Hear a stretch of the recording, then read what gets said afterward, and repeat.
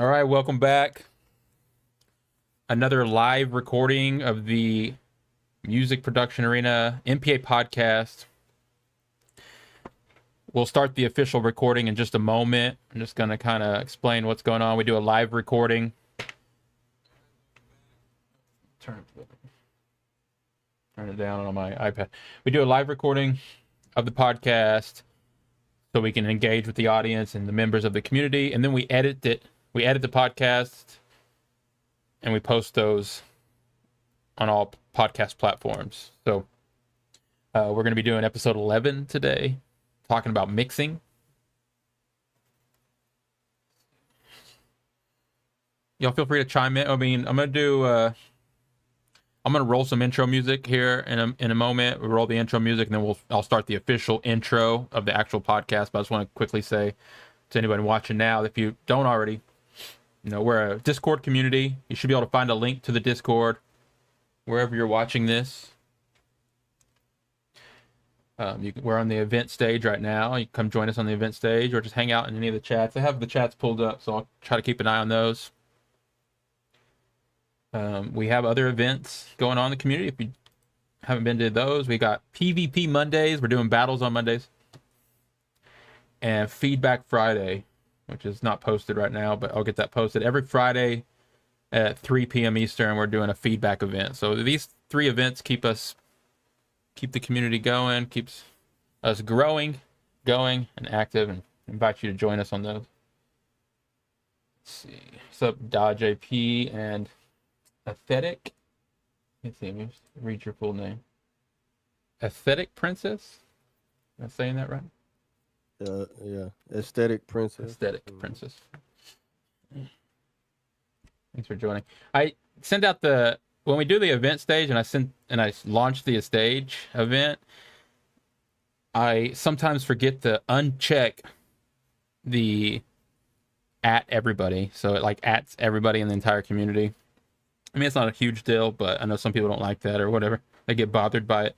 Anyways, it's just weird on the event stage. You get to actually uncheck it every time, and I just forget. So that's what happened today. But sometimes it turns out to be a good thing. Members kind of pop back in that we haven't seen in a while. So sorry, not sorry. Okay. All right. We live on YouTube, live on BandLab. I guess we're pretty much good to go. Let me grab the intro music.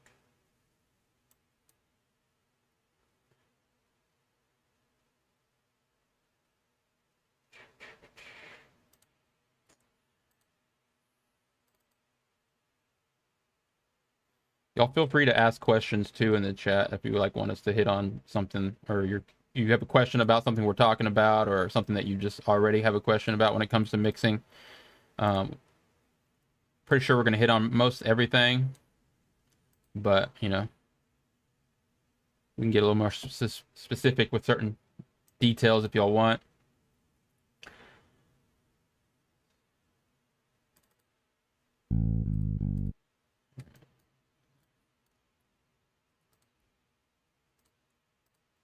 I'll go ahead and share the media player here and the thing so y'all can hear the intro music too.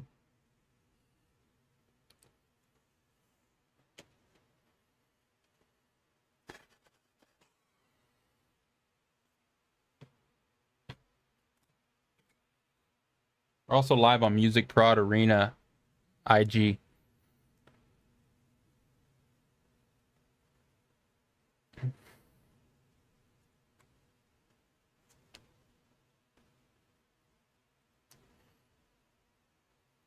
All right, cue the music.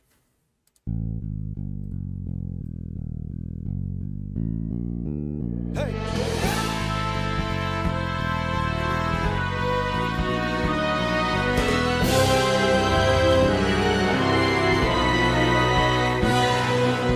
Welcome to MPA, reviews and music play. Every Friday, honest feedback to help you create worldwide opportunity if you join the community. Music production arena knows the business fluently. Whether ballad or opera, hip hop, rock or pop, we got you. As long as you're respectful and modest.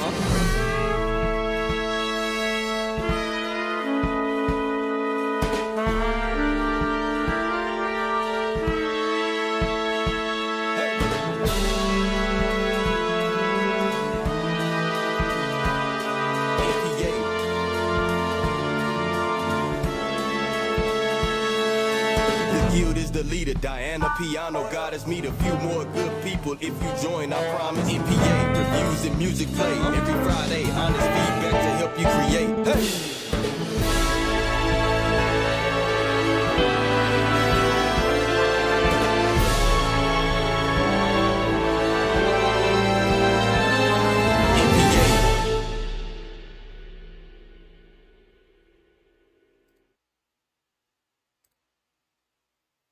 All right, welcome back. This is the MPA Podcast. I am the guild leader here with Spyro. Yo, yo, yo. This is episode 11, and the topic is mixing. If you haven't checked out any of our other podcasts, we're posting those on all podcast platforms, including YouTube, Spotify. We are posting the edited versions of the podcast on the 1st and 15th of every month.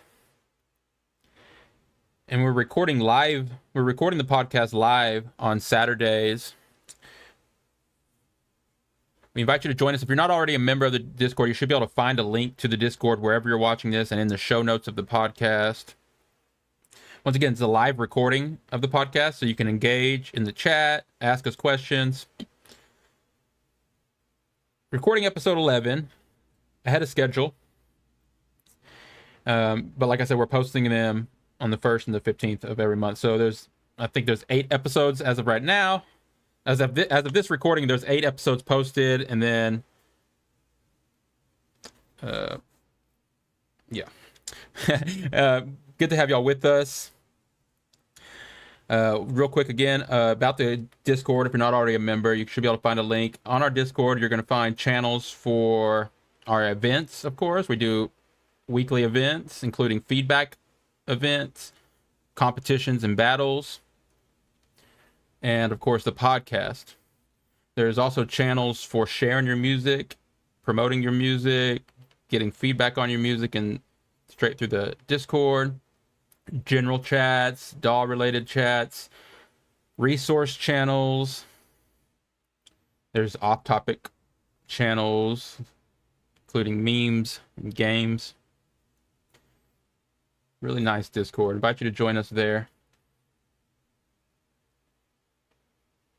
All right.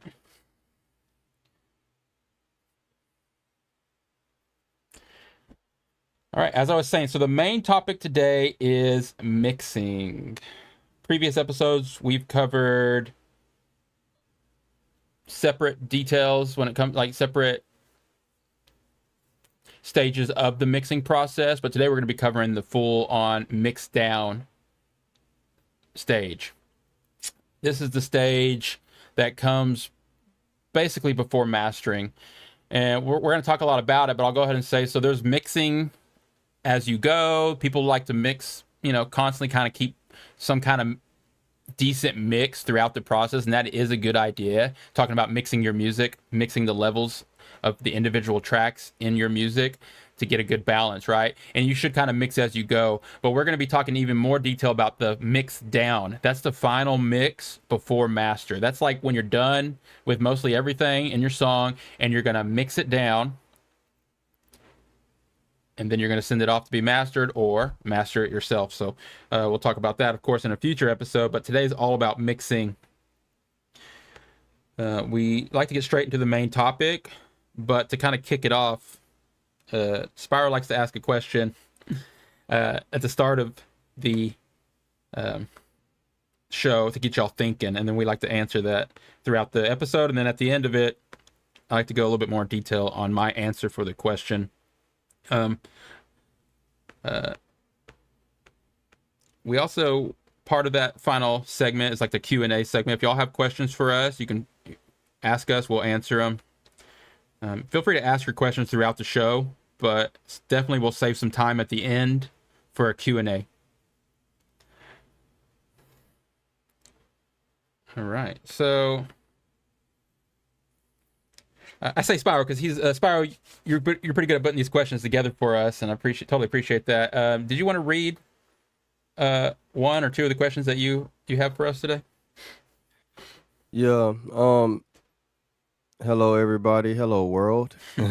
No, but yeah, I think we got 3 for today that kind of pertain to the subject matter, and then these questions are ongoing questions that I encourage and really try to drive home to think about before, during, and after creating, as well as mixing, and then also the final product of music and a song.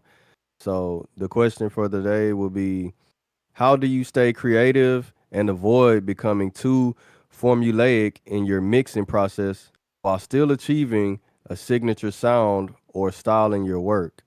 I'll read it again. How do you stay creative and avoid becoming too formulaic in your mixing process while still achieving a signature sound or style in your work? Great question. For me, I think that's relating to, really having the idea and the concept that you generate in the beginning, like from the arrangement or writing process, whether it's just instrumentation or if it's just, creating the melody and the cadence through vocals. I believe that's the creative and the style that you have a vision for this song, straight out the gate from the beginning. And sometimes, during the mix process, sometimes, more than not, a lot of the math and a lot of the formulas start to come into play, and those can kind of combat the creative aspect of a song. Meaning, you can start really trying to make things follow such and such big record, such and such sound, such and such engineer that did whatever record, and you're literally like kind of stepping away and outside of the creative and the idea that you literally created the song for. And Hmm. so, that's why I think this is a great question to kind of ask yourself continuously, to kind of keep yourself in check a little bit, as well as, drive home the creative decision that you initially made from the get-go. That can And get so, messed up in the I mix think a about this lot, all man. the time. Well, I Yeah, mean, yeah, man. and I like how we pose these questions, and I mean, Spiral kind of said it, but in a way that, I mean, you can answer the question right, but really, each episode we've asked we asked these kind of questions, and we state it like this, and as just like Spiral was saying, if you're working on music and you get stuck at any point, or not even stuck, but just kind of trying to remember, like, okay, what should I be doing, and how should this be going, or maybe I'm getting lost. These questions that we ask each episode, you just ask yourself. That's why it's I was saying, like, keep it in your mind, because you kind of want to ask yourself these questions time and time again, because doing so is going to basically remind you of either what we said or what you thought about before, but also it's just going to make sure that you're not forgetting or getting lost or too deep and maybe just missing key things. So Yeah. this episode, of course, we're asking a couple questions, but you go back through all episodes that we've done, and we've kind of done that, and I think you kind of write them down or whatever it might be, whether you write down the question or the answer or both. I think that's exactly why we're doing that, and also it's just kind of get our minds ready for the show today. So I mean, do you want to ask all the questions, or do you just kind of want to? I say we just ask the I'm questions. probably gonna add them.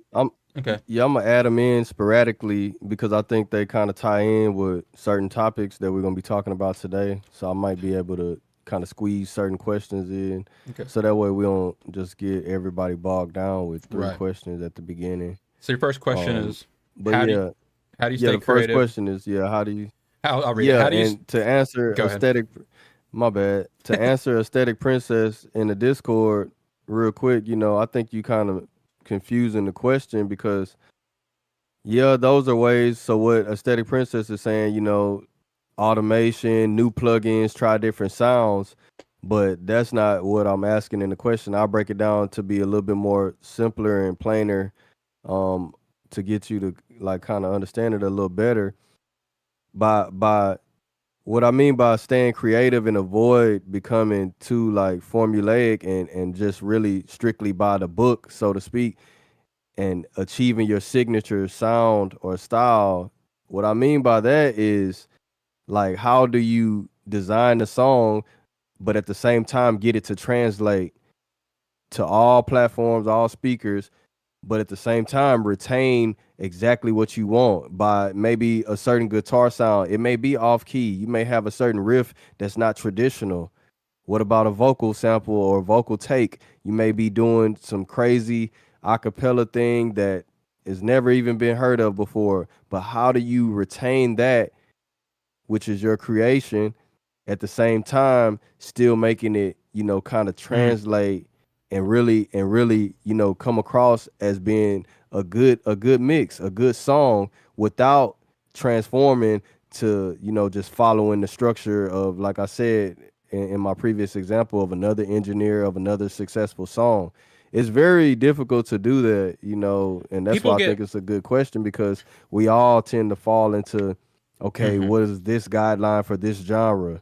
And that's what the question is pertaining to. Like, how do you keep your creative mindset and your creation without kind of stepping away from that and turning strictly to, following a guideline? right.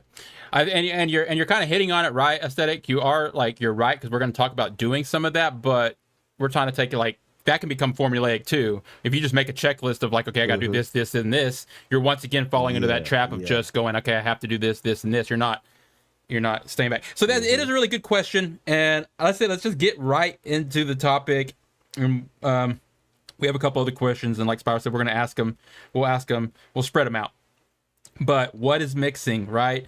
Mixing, it's the process of blending and balancing all the separate tracks. I'm going to use a rock song for my main examples today. So you got a rock song, you got the drummers, you got the bass player, you got the guitar players, maybe a keyboard player, you got the vocalist, the backup vocals, not to mention all the different microphones you might use to capture the drum set and everything. So you've done, recorded, and refer back to our previous episodes. We're trying to do these in some kind of order, but say you're past the recording process, you're past the editing process, and you've applied a bunch of effects and stuff like that, and you got the song sounding. You've written the song, right? Okay, you're like, okay, I've got everything recorded. You've kind of arranged it,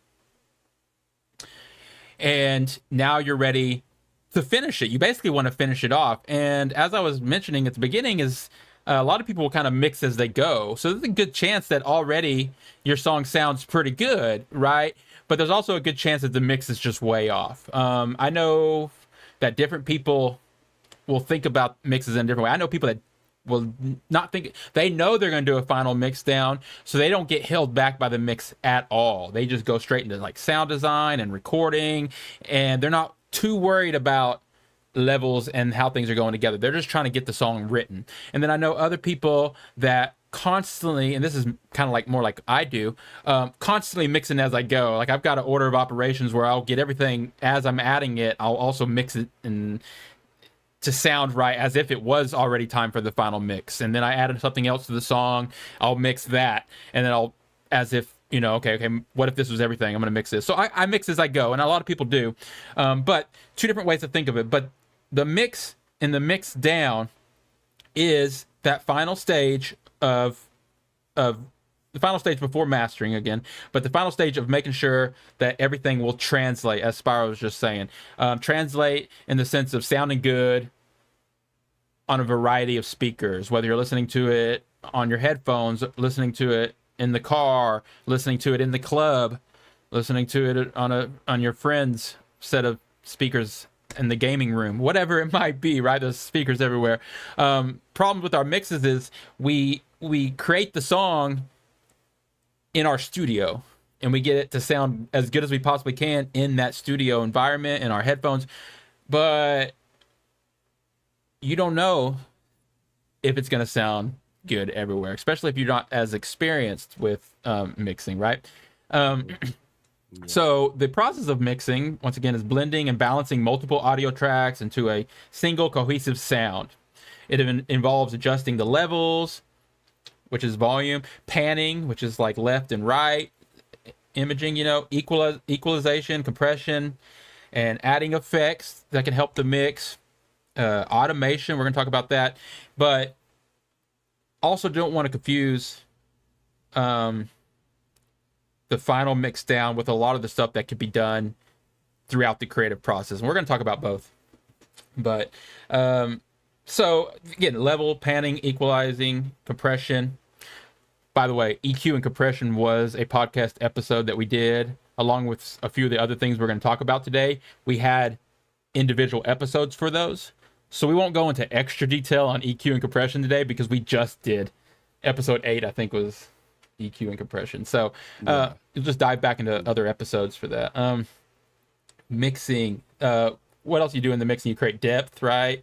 Width, and you're just really making the song sound modern in a sense, or trying to make it sound like your desired signature sonic profile that you want for it, because sometimes that might not be a modern mix, right? But most of the time you're trying to mix it to sound modern, to compete with the songs you hear on the streaming services, on the radio, on TV. The where you hear, you're trying to compete with that. You're trying to get to that level.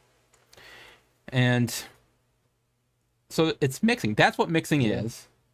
We're definitely going to break it down because there's different... you can build yourself a checklist of things that you want to do when you're mixing and stuff. And you can put that in a different order, if you will, like what you do first or whatever. But I definitely... well, I'm curious what, Spyro, what you have to say about just the general mixing or whatever. But I definitely want to go into... my first thing I do in mixing, which is gain staging. But before I do that, I mean, how would you in your words?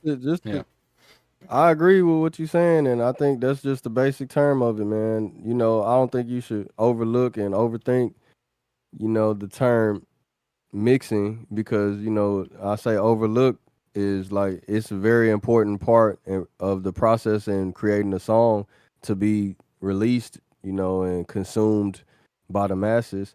But then at the same time, you don't want to overthink it and, try to make it something that it really isn't. It's basically just taking what you have and making it all gel and work together to just basically be, the finished product, because that's what the mastering engineer is just going to do, is just bring things out. And we're going to talk about that in a future episode, but the mix is very important because that's the meat and potatoes of the meal. That's the entree of the day. Everything else is either preparing for the main course or, kind of finishing and cleaning up after the main course.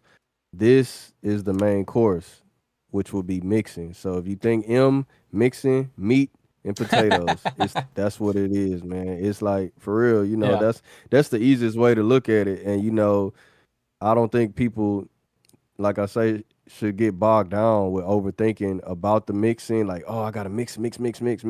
Because like Gil was saying, a lot of that process really kind of leads up into the mix to make it easier. Like we did former episodes on editing, on, EQ process, and we will have the reverb and delay coming out.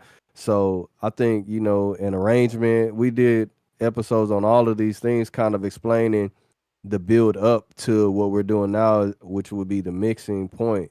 And so if you get a lot of those things correct and really kind of nipped in the bud to begin with, then the mix kind of falls in place itself, and you just gotta slightly nudge things here and there to kind of just make them all gel. And then you can really start being, like what the question pertains to, really creative and really translating your vision and your idea and your style across, to everybody. So that's basically what mixing is, man. Spyro, I almost want you to also explain your analogy of mixing a cake, because you said it before, and I know the meat and potatoes is also a really good one, but actually even better was when you explained about mixing a cake, right? You got all the separate ingredients. Having all the ingredients, but you got to have the right ingredients. The right amount. Too many eggs will make the cake, over fluffy, and it'll be too airy and too light. Too much water, too much milk will make the cake runny and it won't set right.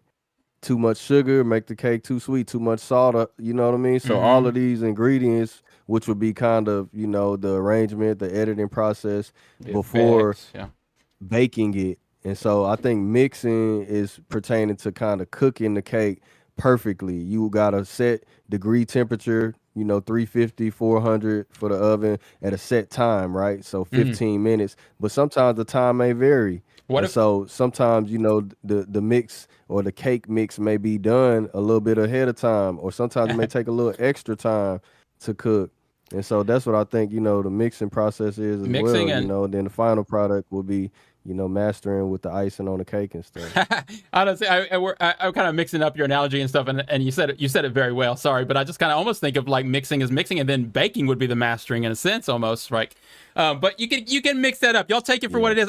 We don't want y'all leaving hungry, so we'll keep the food analogies to a minimum. But they really do. You can always explain so much when it comes to music and music production with food analogies, right? Seasoning and flavor and spices and baking and all that. And it works so well. So that's why you said that before, I wanted to bring it back up, but it makes perfect sense. And the amount, right? That's the first thing I think of is setting the levels, which would be the volume, right? And at the fundamental of mixing is more volume than anything. Like, yeah, you're going to have all the other things like panning and all these other tricks we're going to talk about, but really the fundamentals of mixing is the volume, like is how loud is the drums, how loud is the guitars, how loud is the bass, how loud are the vocals. You mix those together. That's just like mixing the ingredients and then spicing it up. And then of course, baking it or whatever, the final product. But to get back into maybe an order of operations, what you should do first, once again, people mix as they go, but I think even if you mix as you go, when you get to the point of the final mix down, you should do another whole mix. I'm talking about mute everything. You can't hear anything. You turned everything down if you want to do it that way. Turn everything down to infinity null, like 0, and where you can't hear anything, right? And then you want to mix in one element at a time.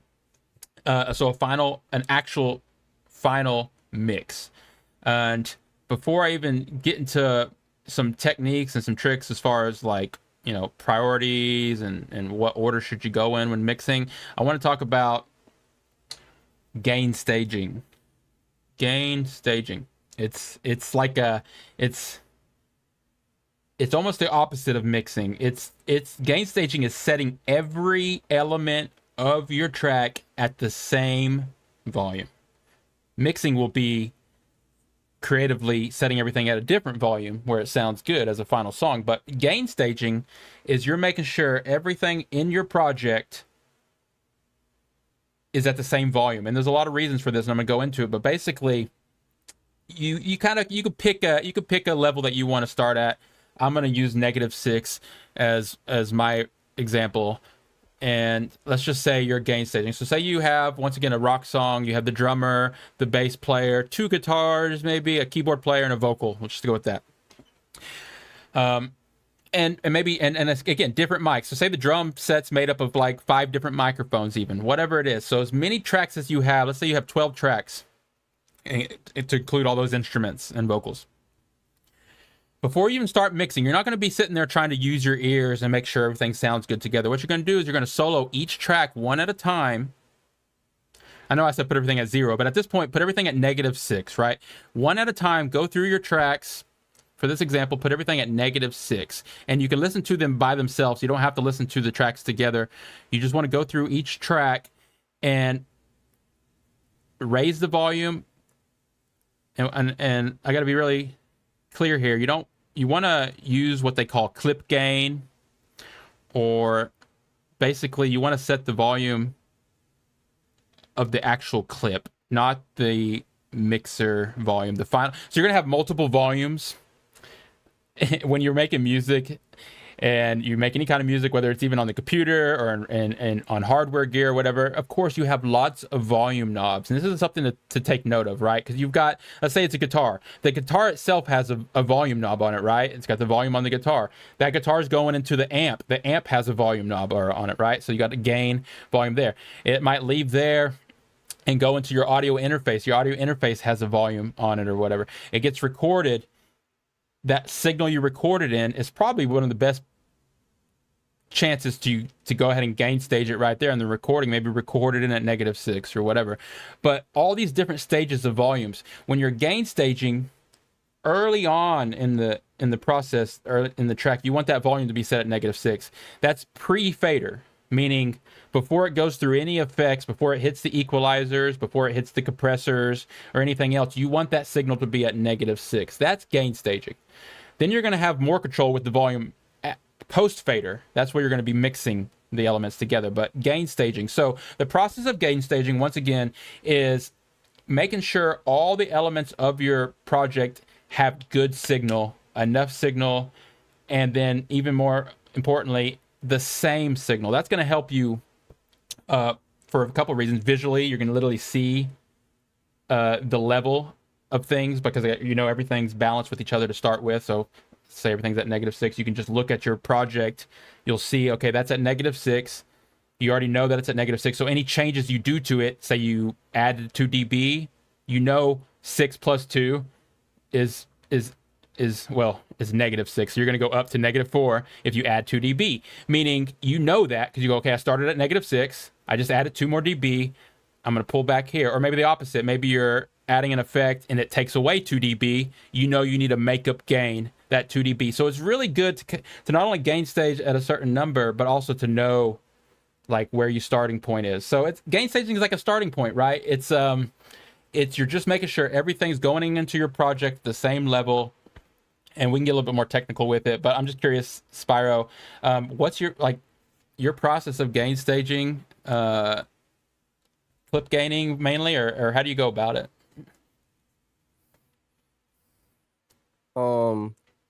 So I think of gain staging as almost like in the editing process because I like to get levels. Well, really, it go back to the recording and arrangement process as well because I like to get levels kind of at the point where I can work with them and begin processing. So for me, I use a different level, but we'll stick with -6. Just think about you recording your vocal and focusing on the meter and making sure that the average sound is generally in the area of -6. So you may go over, you may go up to, you may peak at -4 occasionally, you may drop down to -10 occasionally, but the average signal is going to be kind of living around -6. And so if you think about that with the guitar, like he said, with the piano, with the drum kit even, I think you'll be in a very good place to start mixing and really starting to process, your sounds the way you want them to. A lot of these plugins and even hardware, they have certain points, like optimal points of dB to where the input source is gonna kind of dictate how the plugin or how the processor is gonna work and adapt to the material. If you read the manual on a lot of these things, they'll tell you the points. A lot of them are between -18 and -12, to just be honest, and Just kind of to save even you start. some time. Yeah. Yeah, but with that being said, it's not cookie cutter, and you don't have to do it that way. But they design these tools for you to use using certain starting points, and so they kind of give you an advantage if you do use the same starting point that they designed the tool to be starting with. So I like to do that for myself. I like to start at around -15, -18, and then work my way up into building sound and building layers and kind of adapting tone. But as far as the gain staging process, I try to do that when I'm editing, meaning when I'm cleaning up any audio, when I'm erasing pops, clicks, when I'm trying to do fade in, fades outs, clearing out any empty space, when I'm lining things up to be perfect doubles and duplicates for the backings. And when I'm doing all of this in the editing stage, I like to really try to focus on where my volume is at because I'm thinking kind of ahead, right? So if you always had that mentality of working in the present, but also anticipating and thinking in the future for like what's to come, I think that'll kind of benefit you and kind of eliminate extra problems you may face. Because think about it, if you kind of just record and you have different incoming levels, then you try to fix the levels when it's time to mix, you're going to have, first of all, you're going to have different sounds because volume is sound. And so if you're recording any instrument at different volumes and it's not kind of in check to begin with, even from the capturing point, you're going to have completely different tones, completely different sounds. And so that's good if you want variety and kind Color, of maybe. depth. That's real good for that. But if you're trying to do doubles and duplicates and backings, that's not going to be really separate and standing out. That's not your goal. Your goal is to kind of beef up and add to the lead. I don't think that that's a good idea, and you kind of need to check that, and that involves gain staging. So Definitely. I view it as that, just kind of really keeping volume in check and really getting it set, like he said, at an optimal point to begin processing with EQ, compression, everything else afterwards. Yeah. And then leaving, I mean, negatives, you're also leaving yourself headroom, as you said. So your optimal level, as Spyro was mentioning, the optimal level for the plugins to even start really working and taking effect and like they're designed to do. And then also leaving enough headroom for them to actually work too. Like if you're already at -1 or 0, the plugin or the processor doesn't even have any room to control the signal. So, I mean, there's a couple rules of thumbs with gain staging. And like I said, I mean, part of it is just finding that optimal level. Another one is making what I like to do, from what I've been taught, is make sure everything's the same level. That's just a good starting point. But then also keeping it at that level. For an example, so say you got the gain stage set, guitar, you got it set at -6. You post a pre-fader. It's coming. You recorded it at -6. Let's just say you have it. The clip gained at -6. You press play, and you're looking at your analyzer. You're looking at the final dB meter, and that's where it's hitting. It's hitting -6. Okay, and then you go, okay, I'm gonna run, or say I'm gonna EQ this a little bit, right? And we've talked all about EQ on a previous episode, so refer back to that. But say you're going to equalize the track, and you open up an EQ and you start carving out some low end, and you start putting some dips here and then making it brighter. All of a sudden, it might not be at -6 anymore. And since this is part of the gain staging, not the final mix down, what you want to do is you want to put it back at -6. That's where makeup gain comes into play, and you can either turn it down or turn it up. But those changes that you make to the track might change the dB once again. That's when you, whatever plugin, say it's an EQ or a compressor, let's say it's a compressor, you're compressing the signal, you're catching the peaks with a compressor, and it's causing you to lose 3 dB. You're no longer at -6. You don't want to just keep stacking up effects and keep losing signal. Then you're going to go down way below where you want it to be to begin with. So you're constantly checking the dB meters and analyzers and stuff to make sure that you're making up the gain back up to -6 or wherever your starting point was. So gain staging just ain't at the very beginning. It's actually kind of something you do throughout the effects chain all the way up to post fader, because we're going to be talking about post fader mainly today because we're talking about mixing, but I'm talking about before you get to the mixing stage. I'm talking about you making sure all the levels and all the effects and everything you do to every single track, the signal comes out at that same gain stage level, because that post fader, once again, think of a mixer board. Everyone's pretty much familiar with a big mixer board with all the faders that go across, whether it's in your program or a physical hardware mixing. That's post. Those are the faders. That's what I'm talking about. Those faders, you want to use those to control that final mix. Like maybe you want the guitar to be kind of quiet and you want this guitar to be loud, but you want all that stuff to happen post fader, post effects, like final volume. So pre-gain, gain stage, all that stuff is pretty much the first step, in my opinion, outside of everything we've talked about when it comes to like editing and arranging and all that stuff. Final mix down, you gain stage your project. So let's take it back to where I was saying, like, you're going to do another mix down. You're done with the song. You're done writing it, recording and everything. You're going to, okay, I'm going to mix down. You gain stage everything and then mute everything so you can't hear nothing. So at this point, you've done gain staged and then turned everything off. I like to pick the most important element, and there might be a couple most important elements in your track, but I'm talking about the anchors, what is essentially going to be the loudest thing in your song, or the thing you want to be the main focus and up front. Most of the time it's going to be vocals and let's just say electronic music. It's a lot of times it's the kick drum and the snare drum, right? It's the drums. But every part of the songs is going to be something important in it. And that's what I'm talking about here. Making a list of priorities, the most important thing to the least important thing. Background sounds, sound effects, pads, quiet things that are supposed to be more quiet, save those for the last. It's very important that you kind of do this in this order, right? When you're doing a mix. So let's say you gain stage, you muted everything, you go, I'm gonna start with the vocals.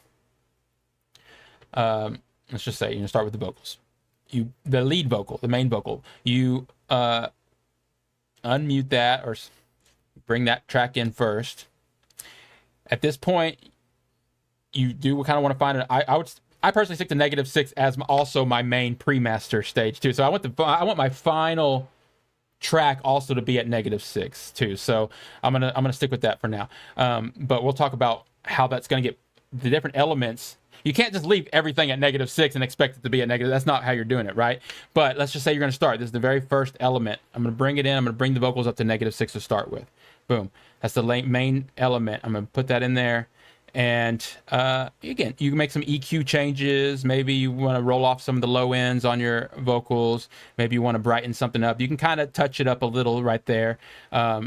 For sure. You can do a lot of that in the mix, creative mixing and stuff like that. Get that vocal sounding the way you want. Again, it's the most important element in this said song. So make sure it sounds as good as you possibly can and get it to an optimal level. And then go, okay, well, what's the next element here?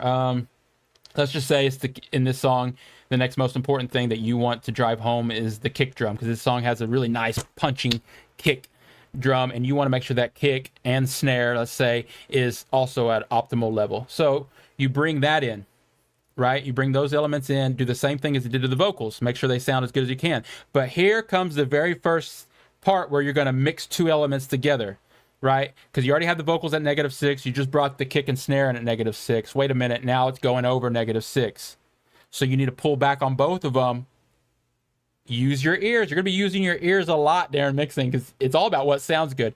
You're going to use your ear and you're going to balance the volume of the drums, kick and snare, with the volume of the vocals. You want to get the vocal and the kick and the drum and the snare all sounding good together, peaking at -6 for this example. Boom. Now you have a lot of very important elements in there. What would you say, Spyro? What would be another very important element? Okay, boom. Here comes the guitar. Maybe there's like a lead guitar in your song. And I won't go through every example here, but let's just say the next thing is your guitar. You're going to continue to do that process of bringing in the most important elements, going down in order all the way to the least important, doing exactly what I said, bringing it in to an optimal level, but then mixing it in context with the other tracks. So this is no longer what I said about gain staging, where you wanted everything at -6. At this point, you want the final track to be at -6, but you want the individual elements to find their home. Maybe this said guitar you brought in is a quiet guitar. You want it to be quiet. So you're going to listen to the drums.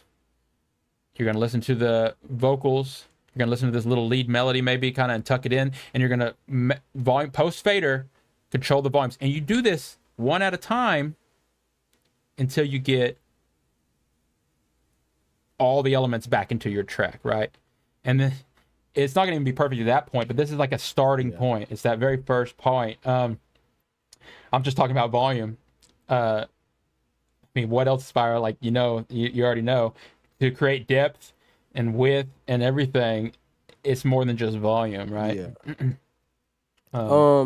Yeah, it can be. It just depends on how you recorded your material. So if you get recordings that have, a lot of hardware or, kind of processing on the input, and you get the sound almost exactly as you want it coming in, it's fairly easy. And sometimes you don't even have to touch tracks. All you have to do is simply push volume up or down.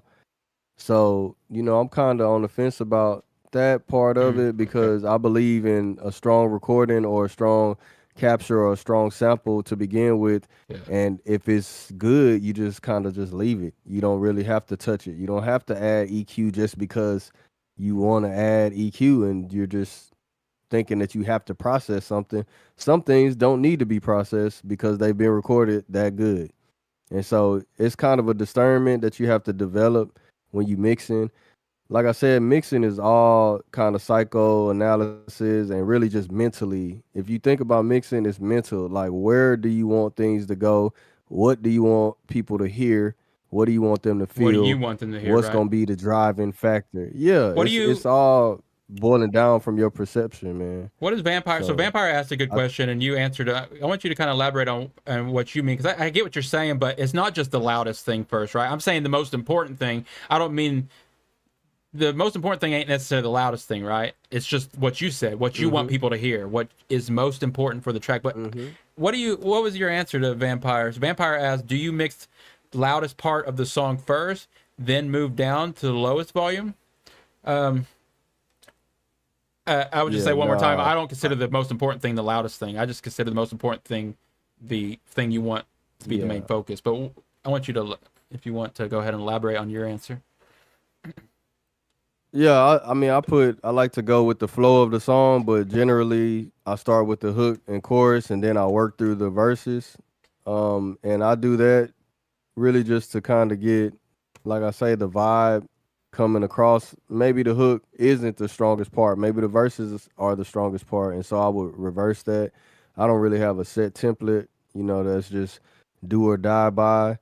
But I do like to kind of listen to the song and let the song tell me, what is really asking for and what's required. Especially if it's not my music, I try to really get insight and input from the artist or from the person that I'm working with and really see their direction and vision for the song. And then I try to keep that, but also try to enhance that through the mixing process. And so I don't really have a set, oh, I see the peaks here. Let me go Mm-hmm. start with this section first. Right. With editing, that may be the case because I'm like, okay, I need to control this to make sure everything is leveled and balanced so certain parts of a vocal don't stick out too much more than others, or certain instrument parts don't flare up unless that's needed and called for in a solo or 16 or whatever sporadic moment may Mm-hmm. be happening. So I kind of gauge that on a song by song, track by track basis. There's no real set Right. formula that I use for that. And I believe that helps you kind of stay fluid and really create a better mix. But yeah, so I like to really do that. But to go on your game staging kind of topic Mm-hmm. and really just to kind of express how important it is. When you add compression, the volume will change. When you add EQ, the volume will change. A lot of these plugins have auto gain, so they help in a sense, but sometimes the auto gain actually is a little bit too much gain. And so you will increase volume no matter what, even if you think you leave an auto gain on and you think it's compensating for any cuts that you may have done or any suppression of volume, but in actuality, it's kind of adding what it thinks to be the volume. And some of these plugins even have perceived volumes, and so the auto gain actually increases the perceived volume. This may be what you want on some elements, but most of the case, you won't be able to hear the processing properly. And so if you make an EQ move and you have auto gain on, I guarantee you that you may not be hearing the Right. EQ move that you made as accurate as you could by simply gain staging it to be the same volume as before. So input volume matching the output volume with your processing happening. So if you compress something and you have reduced volume, you increase the volume to be the same volume as the input to get a real good explanation and a real good, auditory example of what's happening under the hood of whatever Yeah. you're using, whether it's compression, EQ, delay, reverb, all of these things, saturation, all of these things, they have volume controls on them.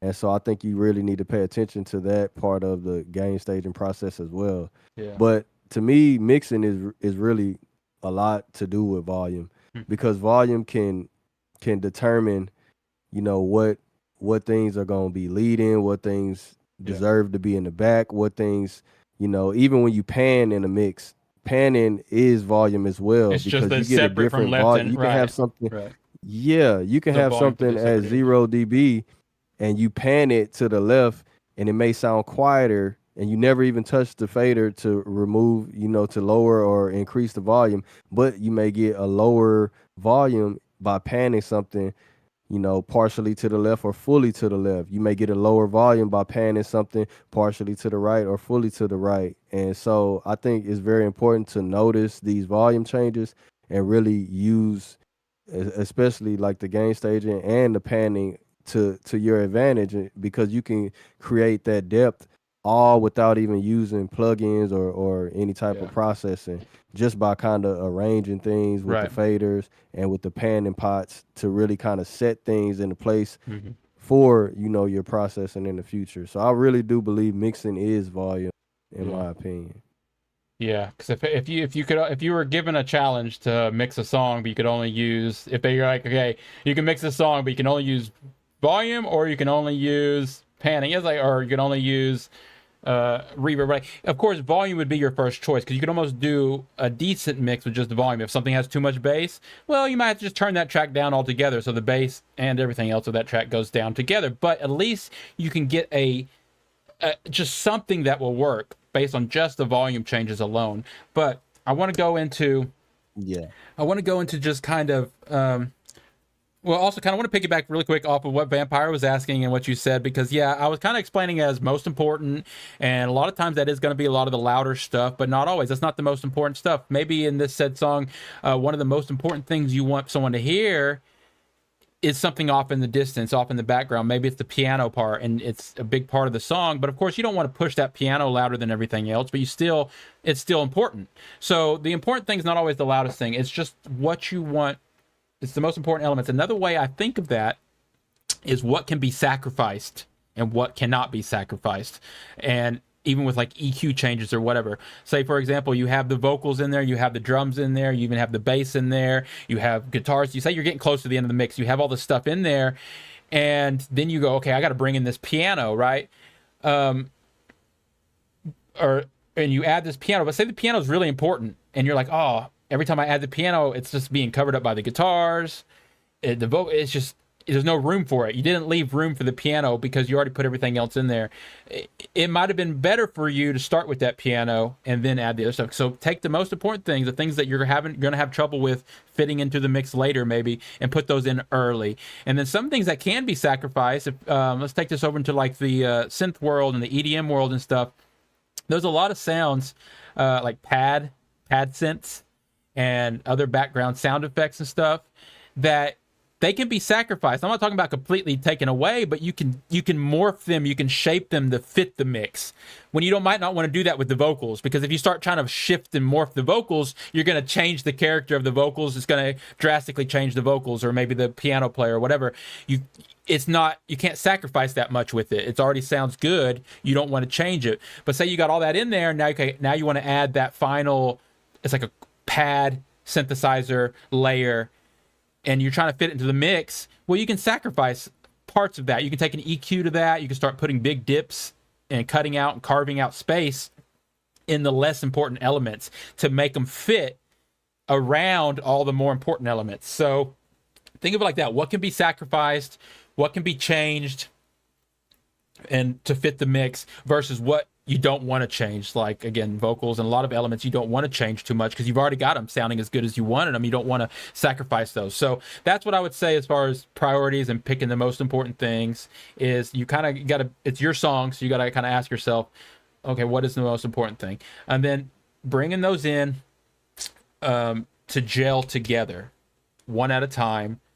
And part of the mixing, because even though we talked about it on previous episodes, and this is kind of more of the mixed down thing, but a big part of mixing is going to still be EQ and compression, right?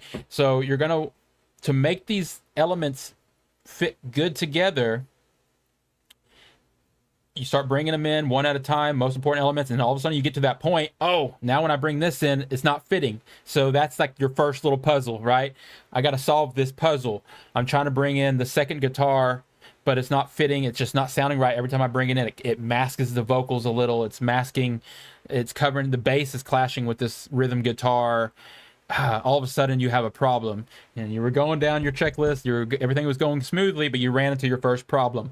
You're going to probably want to pull up an EQ or some other tool to solve this puzzle, right?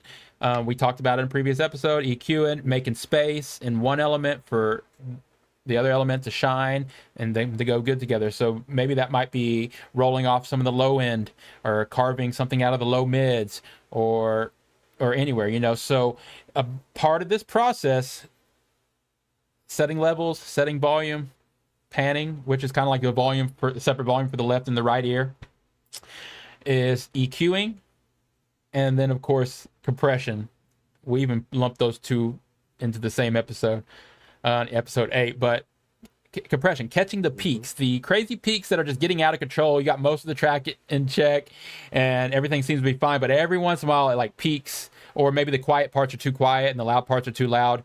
You compress that signal. Again, EQ, compression, you're making your individual elements sound good together. I personally don't think about reverb and delay too much as far as mixing, but here's the thing, it is. You want to mix the reverb and delay just like as if they were individual tracks, right? So you already added the reverb early on in the creation process, and you've already got it sounding good with the reverb. But once again, when you're mixing, you want to think of every individual element and not just the individual element on its own. You want to think of the effects that you've added to that element. So once again, they say it's the vocal, and then you got the vocal reverb. You want to think of that reverb as a separate track in a sense, and you want to bring that reverb in and set the volume of that. And this is a perfect example. You're not going to bring that reverb up to -6 also, right? You're going to find a good spot for that reverb where it sounds right with the vocals and with everything else in the track. And once again, you got to pay attention to the most important elements and what are the most important reverbs and delays that go along with those elements, and and how can those be sacrificed, because sometimes maybe the delay can be turned down and EQ'd, but not the main signal, right? So you're mixing in the effects too. So I'll just quickly just kind of go back over it once again. So you're gain staging, and then you're gain staging, and then you're soloing or muting everything, and then you're bringing in one element at a time, starting with the most important stuff, and then you're mixing those things to sound good together, all while making sure the final output is still gain staged at a appropriate volume too. -6 has been today's example, so I'm gonna stick with it. But so that's basically what's going to be called the pre-master. Whenever you finally get done with the mix, what you have there is what they call the pre-master. And you also, in the same way, you want to leave plenty of headroom on that pre-master before it takes it to the mastering stage. So this is a process. It's almost like you keep going, you keep circling back. It's like a loop. You keep going back, next element, volume, panning, space, effects, EQ, compression, set, compare it with everything else in the mix. I'm talking about mixing context, right? People always say, this is very important, right? Another thing, once you start getting really all the main important elements in there and you bring in something else, you want that it's more important that thing you just brought in sounds good in context. It's not as important that it sounds good on its own anymore, because no one's ever going to hear it on its own. And that's why I talk about the most important things, the least important things, because the most important things they are going to hear. It's the most important thing they're going to be paying attention to. But some more least important things really only needs to sound good in context more than anything. So that's why they say mix in context and make drastic EQ changes and other effects in context with the rest of the mix. You don't need to keep soloing everything and going, okay, I want to make this sound as good as it can on solo, because it might not sound good with the rest of the mix. That's why you're doing this order of operations and one at a time, making sure everything sounds good and before you move on to the next item. And that's kind of a way to check yourself too, right? You're like, okay, it sounded good up to this point, but then when I added this is when it all went downhill. So you kind of know where you messed up if you do it in that order. Versus just throwing everything together and trying to mix everything at one time, you might not know what's causing the problem. That's why it's kind of good to go in this process. So what else? I mean, Spyro. So I think our last episode was saturation and distortion. I kind of want to go into how people use saturation to sometimes achieve what we're talking about here as a problem, like a puzzle you're trying to solve. All of a sudden, like I turn this up, but it causes the clip, but I turn it down, it's too quiet. How am I? What are some different ways that you think inspire like to help with these like making sure things sound good together? I think of saturation as one of the best ways to really get something to be perceived and louder without actually having to crank it. I mean, do you want to dive into something like that? Yeah. I kind of want to go. Yeah, go for it. Whatever you want. Go I just don't want to talk too beginning much. a little bit. Yeah. Yeah, no, because what we was explaining was just kind of key terms in mixing. So, like he was saying, gain staging, you'll hear those terms a lot. Panning, you'll hear those terms a lot. Stereo width, EQ, compression, reverb, delay, saturation. All of these terms will be used when mixing. So I think that, you should get familiar with these terms because you will hear them a lot and be used a lot. But I would like to now kind of explain what a good mix would entail and what a bad mix would entail. Just in general speaking, because of course, perception is valid and everybody's going to have certain aesthetic taste and certain things that they like and certain things they don't like. But in general, I think a good mix would be kind of represented by having clarity of all instruments. Also, a great tonal balance, meaning it's not too much low end, not too much middle end, not too much high end for that particular piece of music. Also, the space and the depth of the mix will be kind of clearly and easily defined. Kind of where things are, staying in the stereo field, left, right, middle, top, bottom. Also, I think a good mix would entail the emotion throughout the record. So the journey that's kind of taking you up and down on the emotional roller coaster through one song. And so that all kind of, I think, concludes what a good record would be, or a good song. I say record, but that's what it, Right. That's another term to get familiar with. Yeah. So, and then a bad mix of a record would be something that's kind of cluttered to where you can't really define, for instance, a snare and a vocal. One may be masking the other. Maybe the bass and the kick. One may be masking the other. You have a lot of low end mud, what they call it, which will just be basically, it's too many things going on. And so the speaker can't output it all at once. And so it comes across as being muffled, or it comes across as being kind of swampy and muddy and, just this big brown color mix. When you throw in the red, green, blues, purples, yellows, all of that, it just all kind of makes a mess, right? It doesn't really create the rainbow we all know and love. And so I think if you think about a bad mix in those terms, some things may be too high in the high end, the low end may be too much and overpowering the speakers. And so you can't hear the middle, or the middle frequencies may be too boxy, and therefore, you're not getting the low end thump that you would need for certain types of records and certain genres. These all kind of equivalent and boil down to a bad mix. And a lot of people kind of confuse what a good mix and a bad mix is. And I think if you kind of know these points, and you can easily find them in commercial records, both the good and bad mixes, from people that are famous, from people that have made money off of records, but they still, that don't mean that they're flawless and perfect just because they have a record deal. Some people just, Right. have certain choices they make, and some of those choices don't translate as well as others. And so that's what I think I a like the good and rainbow. bad mix is kind of defined by, the translation and the clarity of a song. I like the rainbow analogy. That's perfect, because you just mix everything together, it just becomes brown, like you said, or whatever. But if you mix everything where it's supposed to be, you get a rainbow. And that's exactly what we're talking about here, because the bass takes up the bass frequencies, the low mid, everything kind of supposed to be in its space. And in a good song and a good mix, we've talked about it a lot, but really that's kind of what it is. You're filling in all those gaps. You're making a lead sound, you're making a bass sound, you're filling in all the different frequencies. And if you put too much into one slot, it becomes resonant and muddy and cluttered in that one spot. And like with the colors, if you were to put all of them together in the same, just kind of everything, just turn it all up and send it out, it would be, like you said, it would become a whole new brown color or whatever. And So Yeah. I love that. I never really thought about that, but that's exactly kind of what it is, because once you mix everything right, you get this even spread of, let's say, color or Yeah. sound or frequencies, and it's all clear. You can clearly define, like, oh, okay, this is where the kick drum's living, this is where the bass is living, and we'll talk about how to make those gel together, of course, with sidechain and all that stuff. But not to even get sidetracked, but like, say you've got the two guitars kind of filling in where they belong, and the keyboard player filling in where they belong.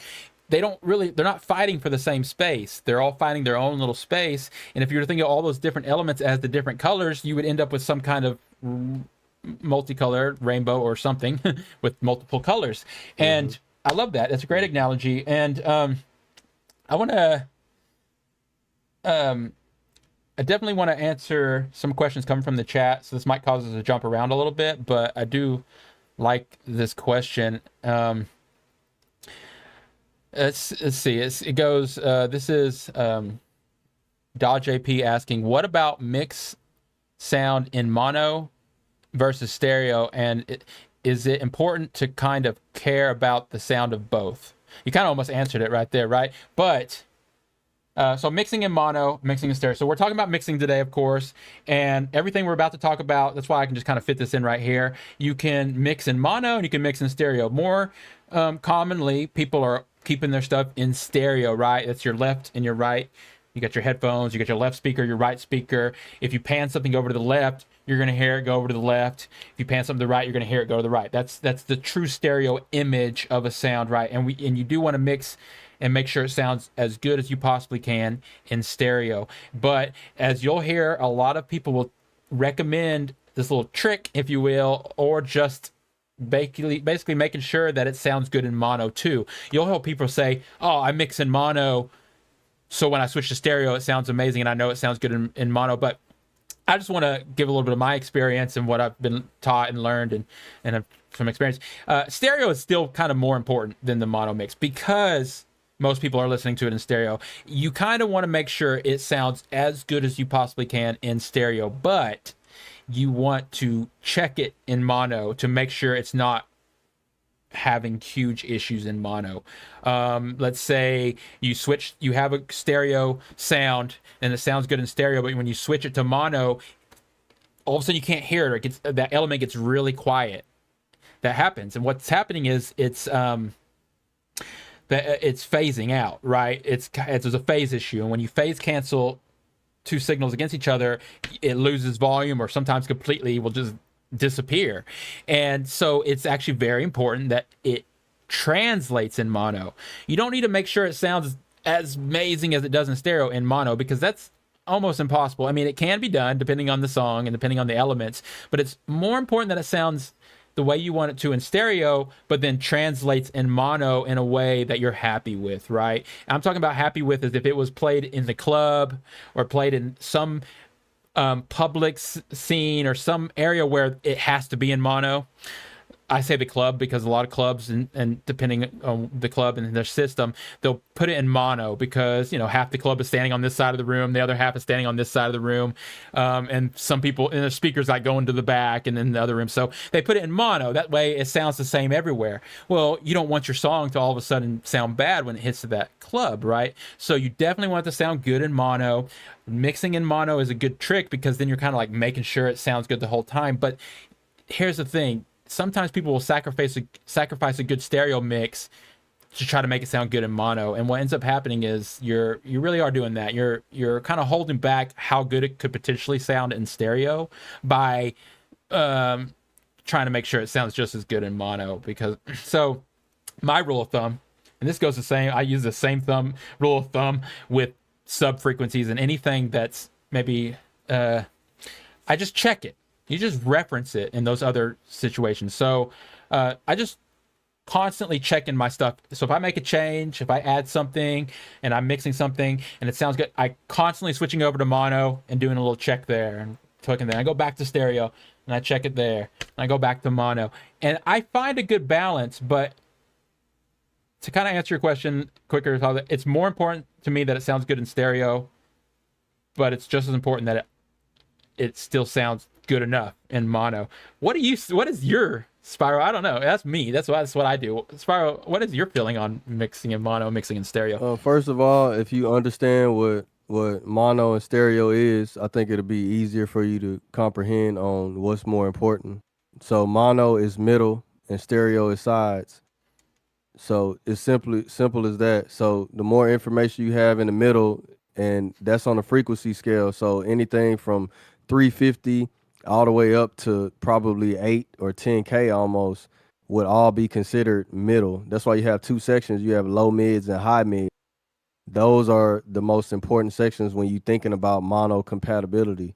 And so mono doesn't really mean mono solo only in the center. Mono is a certain frequency area that like it's like a range. If you think about that, think of it like that, man. It'll be way easier to create the music you love and know, because even on mono playback systems, you still have information that's going to be coming from the sides. It's just going to be focused on a certain frequency area and spectrum. Like I think if you boil and wrap your head around it that way, it'll be a lot easier, man, because playing something back in mono all the time, like especially if you're dealing with crosstalk and bleed from other instruments and the way you got your routing set up, then you're going to have like a whole lot of information that's still going to be coming from the side in a mono compatible song. And so I think it's better to just focus on low mids and high mid frequency areas. Like I say, from 350, I'll just say 8K to 10K. It may be a little lower than that, like 6K or 7K. But I think if you focus on that area and having that be kind of dominant and predominant in the mix, especially depending on your genre, then I think your music will translate all the time. You won't have any problems.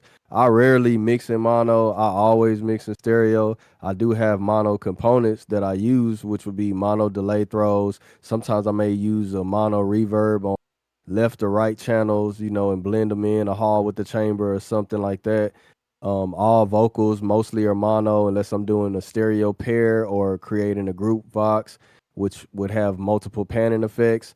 Parallel channels I use are mono, but this doesn't mean that I'm mixing solely in mono. I'm just using certain elements because I know it'll maybe a stronger impact if I narrow the channel down to give it a more direct feel, vice versa, adding so much stereo, which would create more width, which would start, in turn kind of pushing you out of phase like we were speaking on. So if you just think about mono as mid and stereo as sides, I think it'll be a lot more easier to comprehend that way. That's how I look at it. And it makes a lot of sense. I don't. Oh, my bad. Yeah. Well, it makes a lot of sense. I mean, ahead, it's just another way. I mean, we're talking about like the mids frequencies and also the mid like stereo versus left. I mean, another way to think about when it ends up in mono is some speaker systems literally only have one speaker. Cell phones sometimes, depending on the cell phone, it's just one little speaker. Or my little smart home like Google Pod thing, it's just literally one speaker, right? So it's getting some to mono no matter what. But when you mixing it in stereo, mixing into mono, those side changes you make and the changes you make to the center signal, meaning no differences at all in the left and the right, they still have an impact on how it sounds coming out of that mono speaker. And it's really how you get a good mix. Yeah. And a lot of that is psychoacoustic too, as you were saying earlier. It's you start carving out spaces that might build up when it's in mono, making it kind of mid-heavy boomy. That's going to make it sound even more mono. But if you were to carve space, say you use a mid-side EQ, for those that are familiar, and you start shaping it, it's even still going to sound, when you switch it over to mono and that one little speaker, it's going to sound like it's a little bit more distant and like it's supposed to be on the side, even though it's just coming out of one speaker. So it's psychoacoustics. It's something you definitely want to consider. Once again, I would just say, check it, keep referencing it in mono, make sure you like the way it sounds. But if you do notice, like, oh man, it's in stereo, it sounds this good. When I put it in mono, it seems just a little, I don't like it. And you're trying to make it sound as good. In some cases, you're not going to 100% get there, because what's making it sound so good is the width and the actual stereo-ness of it, meaning the difference between the left ear and the right ear. The small differences is what becomes the side information. So it's a great question. Won't spend too much more time on it. But I will say that I challenge you to just check it. check Bounce it. down a song only in mono and bounce down the song in stereo, play it on the same device, see which one is gonna be better and translate. Yeah. And you'll see exactly like what we're talking about as far as the image and especially what I'm talking about with the frequency range. It You will reveals, get information from the side. Yeah, you'll see how it sums down into the mono from a stereo signal and then from just a purely mono signal. You'll see exactly what I'm talking about. I Yeah. challenge you to do that. Just take one of your mixes of song. You could just take a simple drum kit that's stereo and sum it down, have it mono or have it stereo, bounce it out, which would be a mix down form, and then play it back on the same on the phone, so to speak. Play it back. And you'll see exactly It what I'm talking reveals about things, as right, far as too. definition, as far as everything. Sometimes you won't be noticing a problem, right, too. Sometimes if you're only mixing, that's why it's still good to always do that mono check, because sometimes you get so used to the way it sounds in stereo and you listen to it on your monitors, which maybe we should talk a little bit about environment, but and speaker setup and stuff. But if you never check it on mono and you finally do check it on mono, you might finally realize, oh, you know what, I just want to turn that down a little bit. And you switch it back to stereo, you go, okay, wow, it still sounds good. I didn't realize maybe that was a little too loud or a little too quiet until I switched it to mono, because it summed those things together. So that's kind of what we're saying. And just repeating myself at this point, you just keep checking it. Like Spyro said, you can actually render it out and check it, or just use the button on your DAW, your interface, to switch it over to mono, and just keep listening back and forth. To kind of go along with that, I like to check in mono. I kind of briefly mentioned it. I'll do the same thing with my subs. I don't mix with the sub on, but I also want to make sure it does sound good with the sub. So I'll turn the sub on, and then maybe I'll turn mono and the sub on, and I turn it back up. So I keep checking my mix in different things. I do a reference, but that's not, I don't leave it on.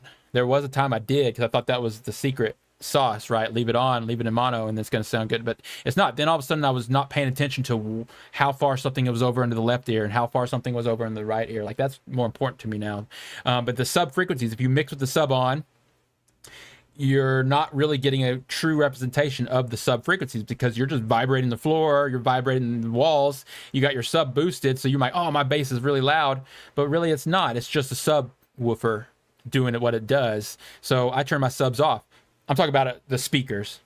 I'm all over the place. Let's really quickly say studio monitors are key, I think, to mixing. Having them placed in the right spot, having a somewhat treated room, and then having a decent set of headphones, right? You're going to get a different image with your headphones as you do with speakers, being able to really true stereo image and all that stuff. So let's just quickly say mixing environment and your speakers. And we're going to have a future episode all about gear, so we'll talk more about it then. But let's just say you got your speakers set up right. You got you've got rid of some of the echo in your room by putting up some like studio foam or something like that. A treated room is very important for mixing, because you want to make sure you're hearing what you're really hearing and you're not hearing anything. And then the reason why I'm mentioning it now is because a lot of people add a subwoofer. They're like, oh, I got 2 monitors and a sub. I heard time and time again from professionals, and even in my own experience, that sub is nice to have, but it's best not to mix with it on. You just need those 2 speakers to do your mixing, and maybe your headphones. Like, that sub will create an illusion of either too much bass or not enough bass. So that's just another rule. You want to check it in mono, check it with the sub, check it. I'm going to go into another quick tick and technique as far as checking and mixing. People talk about mixing at low volumes. Listen to your track at a very, very, very low volume. So again, going back to this order of operations, mixing in one element at a time, making sure they sound good together, bringing in the next element, making sure they sound good together. Don't just leave your volume cranked the whole time while you're doing that. Turn your headphones down, turn your speakers down at a very, very low volume. Make sure it's translating and mixing at a low volume. Turn it up to maybe like a mid volume. Make sure it sounds good there. And then, don't turn it up too much, but turn it up loud. Make sure it sounds good loud too. And I would do it in that order. Start with quiet. Usually stuff that sounds good quiet sounds good loud, usually. So mix at low volumes, check your mixes and then check it at high volumes. Mix in stereo, but check it in mono. Mix with no sub, but check it with the sub. If you see what I'm saying here, it's like set up the best case scenario and then check it in the other ways. Check it against the other one. And then reference, using a reference track. So when you're constantly checking it, it's a good idea to also have a reference track, a track that you, maybe a track from your favorite artist in the same genre that you really, really like the mix of. Like when you hear it, you go, man, I want my mix to sound like this. That could be your reference. So then when you're checking it in sub, when you're checking it with the sub on, when you're checking it in mono, when you're checking it at high volumes, check it against your reference. So you're really kind of hearing, like, not just what yours sound like, but how does it sound compared to this other song, or maybe two songs before and after. I call that the DJ trick. Like, say you're a DJ and you're mixing one song, and then you mix into another song, and then you mix into another song. Is that song in the middle standing out, or does it seem like it all smooth? Your song being the one in the middle. So reference tracks, checking your mix. I don't know. What are some tips on like best practices for setting up a mixing environment? Like, do we want to talk anything about that? Like you said, if you can afford it, try to do some, acoustic treatment and really just, placing your speakers in proper position, to reduce reflection points. Like you said, also, we're going to discuss that on a future episode about, gear and basically like what speakers and headphones, the benefits, and then also, some of the downsides to those things. But those all play a part in how your mix will translate. So, doing the only headphone mix, just it really boils down to practice and, kind of your expertise and knowing your gear and knowing what to do by referencing. So if you mix only on headphones, that can work. If you mix only on monitors, that can work.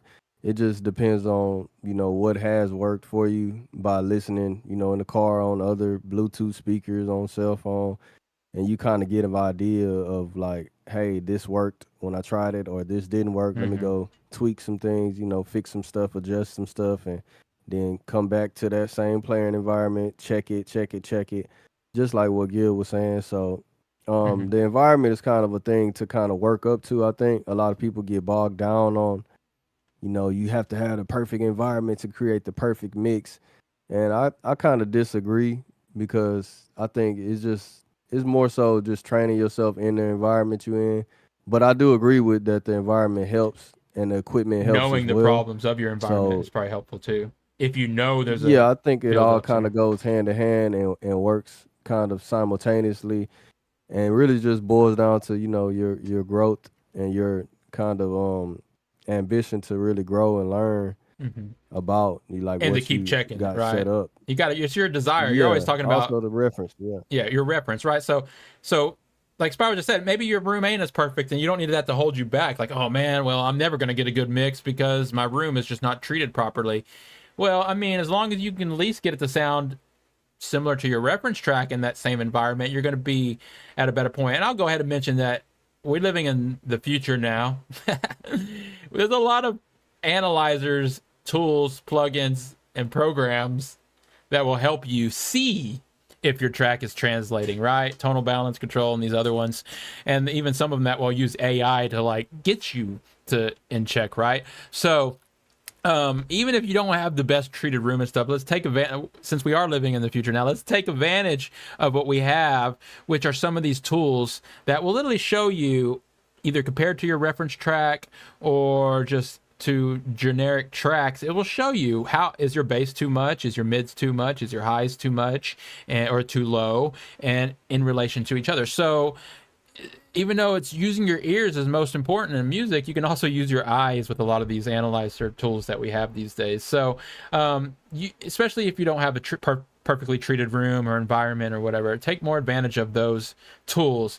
And some people like to mix on headphones more than speakers, like I do, but I always make it a point to finally get to my studio's monitors to do some mixing there too.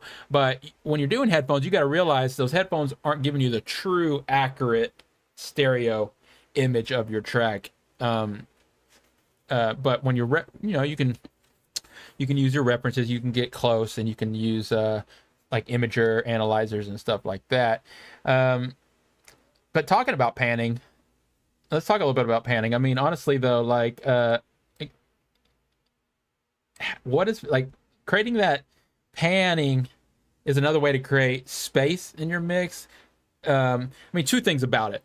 we just naturally we get so used to hearing modern music that a wider, fuller mix just sounds better, right? If it ends up being too mono or whatever, it stands out as being such, maybe too mono or whatever. So of course we're going to be using panning to just make the song sound fuller, wider, and to sound better, right? But what's like I like the stage plotting, like plotting stage and stuff, but I mean what does that mean exactly? Like, I mean, the first thing I think about is like a drum set. A quick way to pan a drum set maybe is to, if you think of a drummer sitting behind the drum set, maybe the hi-hat's a little over to the left, right? And maybe the ride cymbal's a little over to the right from the perspective of the drummer, or you could flip it. And the kick drum's in the middle, maybe, and the snare drum maybe even panned a little or in the middle. It just depends on where that stuff is. So I think this kind of goes into a little bit of stage plotting. You can think of every element in the track as not just being stacked on top of each other, but on stage, like a band would be, right? They're spaced out, literally spaced out. They're not all stacking on top of each other. So, stage plotting, I mean, you've got guitars. If you've got two guitars in a band, maybe put one on the left, more on the left and one more on the right.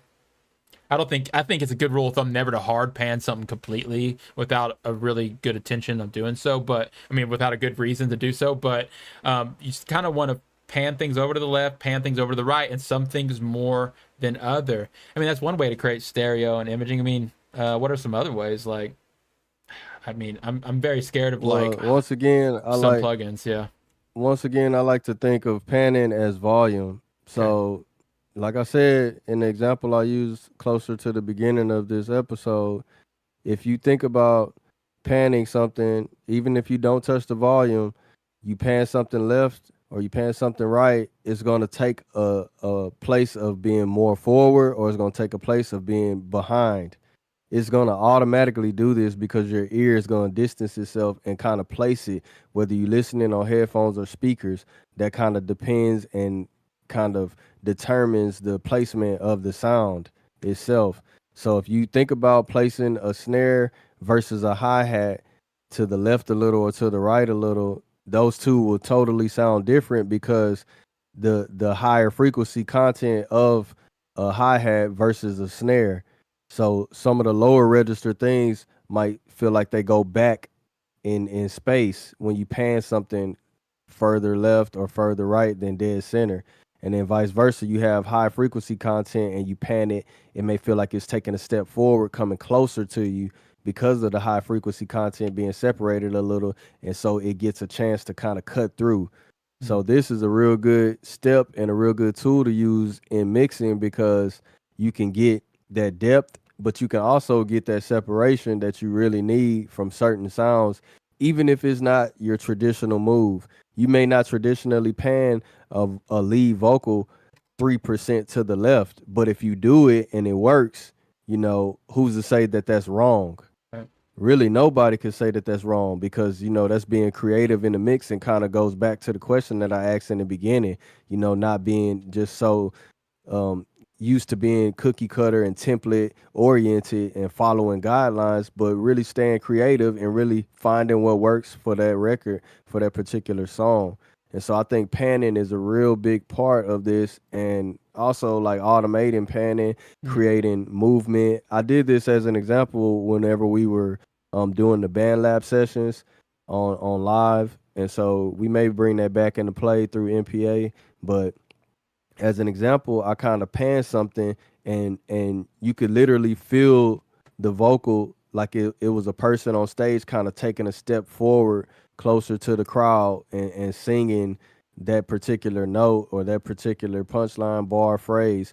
And so panning can really play a part in volume. And if you think about panning as that, I think the tool of panning will become way more powerful to you because you don't have to always just use things for volume. You could simply try to place things by that pan motion and automate that as well to give it more volume. So for instance, if I go to the side of this mic like I'm doing now, it sounds different than me being directly mono here. If I go to the side of this mic now, it sounds different than me being directly in the mic here. And so those little tips and tricks, I think, can create dynamic and create very, you know, conceptualize moments to almost feel replicated like a stage performance. Like someone moving if you across the think stage, about it. right? And Yeah. so, yeah, That's the way I think of for that, instruments because as well, you know.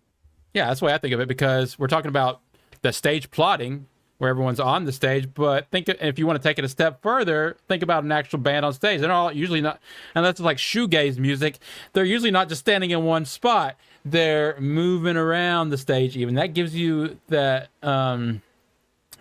excuse or the ability, if you think about it, if you really want to go into that, to create that illusion or to move some stuff around in the mix. We're going to talk about automation, and maybe we should start getting into it, because all the stuff we're talking about can be automated to make it work even better. Because maybe you get the level set at one part of the song, but it's not the same. It's not the right level for this next part of the song. You might want to automate that level. Say you get the panning and you want to create a little bit of movement, you kind of automate the panning. Automation is just moving. You're automating a knob. Knob's moving by itself, basically, right? You're automating it. You're automating a parameter over time. So you can slowly automate something up. You can slowly automate something down, to the left, whatever. You can automate anything. And the power of automation is just that. You don't have to find a stagnant position for every knob. You can move those knobs around based on what part of the song are we listening to. And maybe you want it to get one of the sounds to get a little louder during the hook, and maybe pull back on it during the verses or whatever. You automate that. In the EDM world, once again, I like to use EDM as an extreme example, because a lot of sound design will be just that, something panning from the left to the right constantly, like ping pong, and boom, boom, boom. You hear ping pong delays, but think about just panning something like a lead from left to right, left to right. It creates movement, it creates excitement, creates stereo width without, causing phasing issues, because you're literally moving the same signal from the left to the right instead of duplicating it and stuff.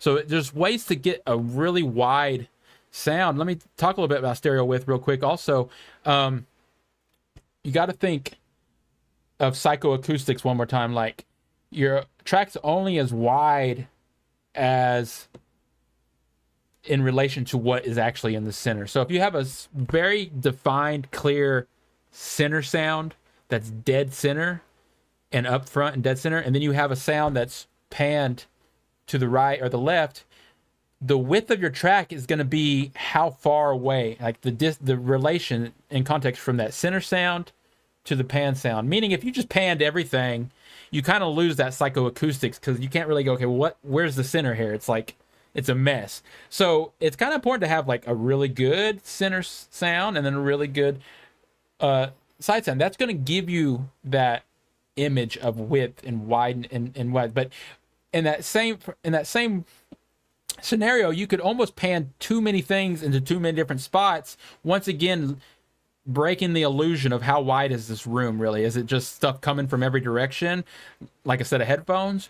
Or can you really like close your eyes and picture, like, okay, I hear a stage here. It sounds like this guitar player's in front of me a little to the right. It sounds like this other guitar player's over here to the left.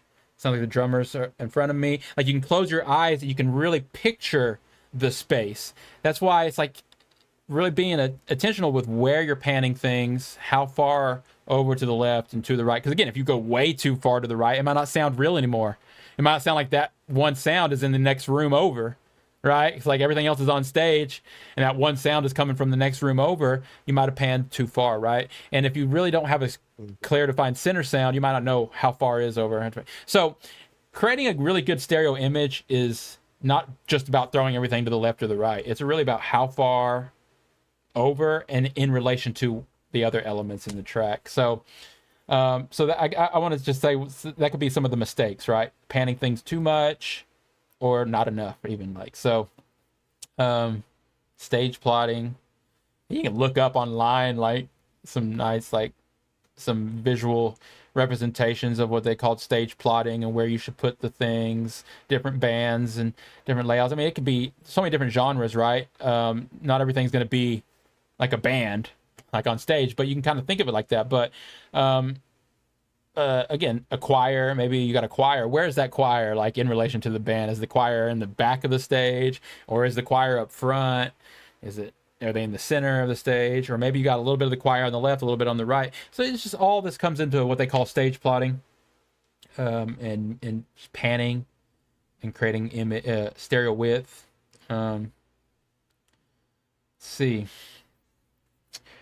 Yeah, but just to kind of piggyback on what you were saying about stereo width, I think a lot of people kind of overlook the fact of reverb reflections as well as panning the element, and those two things deal with volume and with space as well. So if you pan something just maybe, let's say 50% to the left, but also throw on a reverb that may be panned or give reflection points that's going to be bouncing more so to the left or even further out in the stereo field, that 50% will then turn into maybe 75% or maybe 150%. So you got to kind of think about context and think about things being, cohesive and the effects that you're using, because you could probably get the 50% width that you're looking for by maybe, dialing in a 10% or 15% to the left pan on a certain instrument, and then maybe using the rest of the reverb or delay to push it out to the 50% mark. So it's kind of a push-pull battle when you mixing. You always want to kind of think about that. If you're cutting or if you're boosting, then you're going to be doing the opposite down the line at some point. But always think about relation and the stacking of elements, the stacking of processes. So panning is volume as well as space. And so thinking about that, how would the reverb affect this pan move that I've done? I think it's a real good workflow habit to develop, because a lot of people will be like, man, you set everything up in the mix and then you start adding all these elements, and then things start kind of detangling and unraveling. And I think that's what happens to a lot of people, is because you don't think about how that process is affecting the previous process, Right. not necessarily where you're at now. So you always got to think kind of before, during, and after when you're Goes back mixing. to, And that's why I say it's a mindset. I like your question that you asked today. It says, how do you stay creative and avoid becoming too formulaic? It's really that formulaic thing I'm talking about here. It's like if you become too formulaic, once again, you're like, okay, every one of my songs, I pan this to the left, I pan this to the right, I pan this 30% over here, I throw this reverb in here. Once you become too formulaic, especially if you do like song after song after song, all of a sudden you're not really using your ears anymore. You're just trying to go through this, like what worked for you in the past or whatever. And that's not always going to work, because the sounds have changed. The key has changed. The vibe of the song has changed. And maybe you're using a different reverb this time or whatever. All those little changes, you can't just expect it to be the same. This is always going to go back. I think every one of our episodes should end like this, using your ears. It's all about using your ears and being real with yourself of like, do I like it? Do I like it here or do I like it here? Did I like it better up here? Did I like it better down here? Did I like it better with this reverb or this reverb? Like, you got to be real with yourself. Don't just pan things over 30% and 40% and this reverb. You need to listen to it. You need to make sure it's got that vibe that you're going for. It's in the size of the room that you're trying to go for. Because again, we talked about it on our last episode or whatever, a couple episodes ago. Reverb and delay is creating space in a virtual environment with reflections and how big is the room and how big is the echo that's coming back off the walls and all that stuff. And you want to take that into consideration per track, and when you're stereo panning and setting the balance of things. That's why I was saying you definitely want to mix in your effects as if they were their own tracks. And I think we're about to get into that. Like, you basically do want to treat your effects as if their own track, to the point of putting them on their own track, right? What is that called? Bussing, running sends. And techniques of applying effects to different elements of your mix using sends and returns, right? And what I love about this is it's literally taking your effects and not just putting them on that track, but you're putting them on a separate track, giving you the ability to say you have the vocal on this track, which would be the dry vocal, and then you got the reverb. Yeah, some people might just put that reverb on the vocals. And I understand if you're a BandLab user using the browser DAW, you're pretty much forced to do this in a way, but you're putting that reverb on the vocals, and then you're mixing that vocal down with the reverb. But the bigger and better technique to do is to put that reverb on a separate track, a effect send, which is a separate track, and then all of a sudden you have two tracks. You have the dry and the wet. This is giving you the ability to not only really conceptually see the volume and the dB and of the two separate elements, the dry and the wet, but it's giving you the ability to affect and run effects and process the reverb or whatever the effects is without affecting the dry signal also, right? And I think this is pretty much key to really having not key, but definitely gonna help you get a much better mix and just more control, I guess I could say. This is gonna give you more control over all the elements. So what I'm mainly talking about here is bussing your effects or using sends. Talk about the difference between sends and bussing and summing. But really, when I'm talking about sends, I'm talking about you're running the dry signal and the wet signal separately, but then they end up going together into the master or into a bus or whatever. Yeah, I mean, it's parallel processing if you just think about it. So you basically using something that you could control a little bit more, like you say, the signal flow, and really kind of shaping it and also expanding the sound capability of the single source as well. Because if you throw a plug-in just on the channel itself, you could still get the same effect using the mix knob, most likely, because we're in the year 2023 and most plugins have a mix dial knob where you can do exactly what you're saying, is sending it and kind of dialing it in.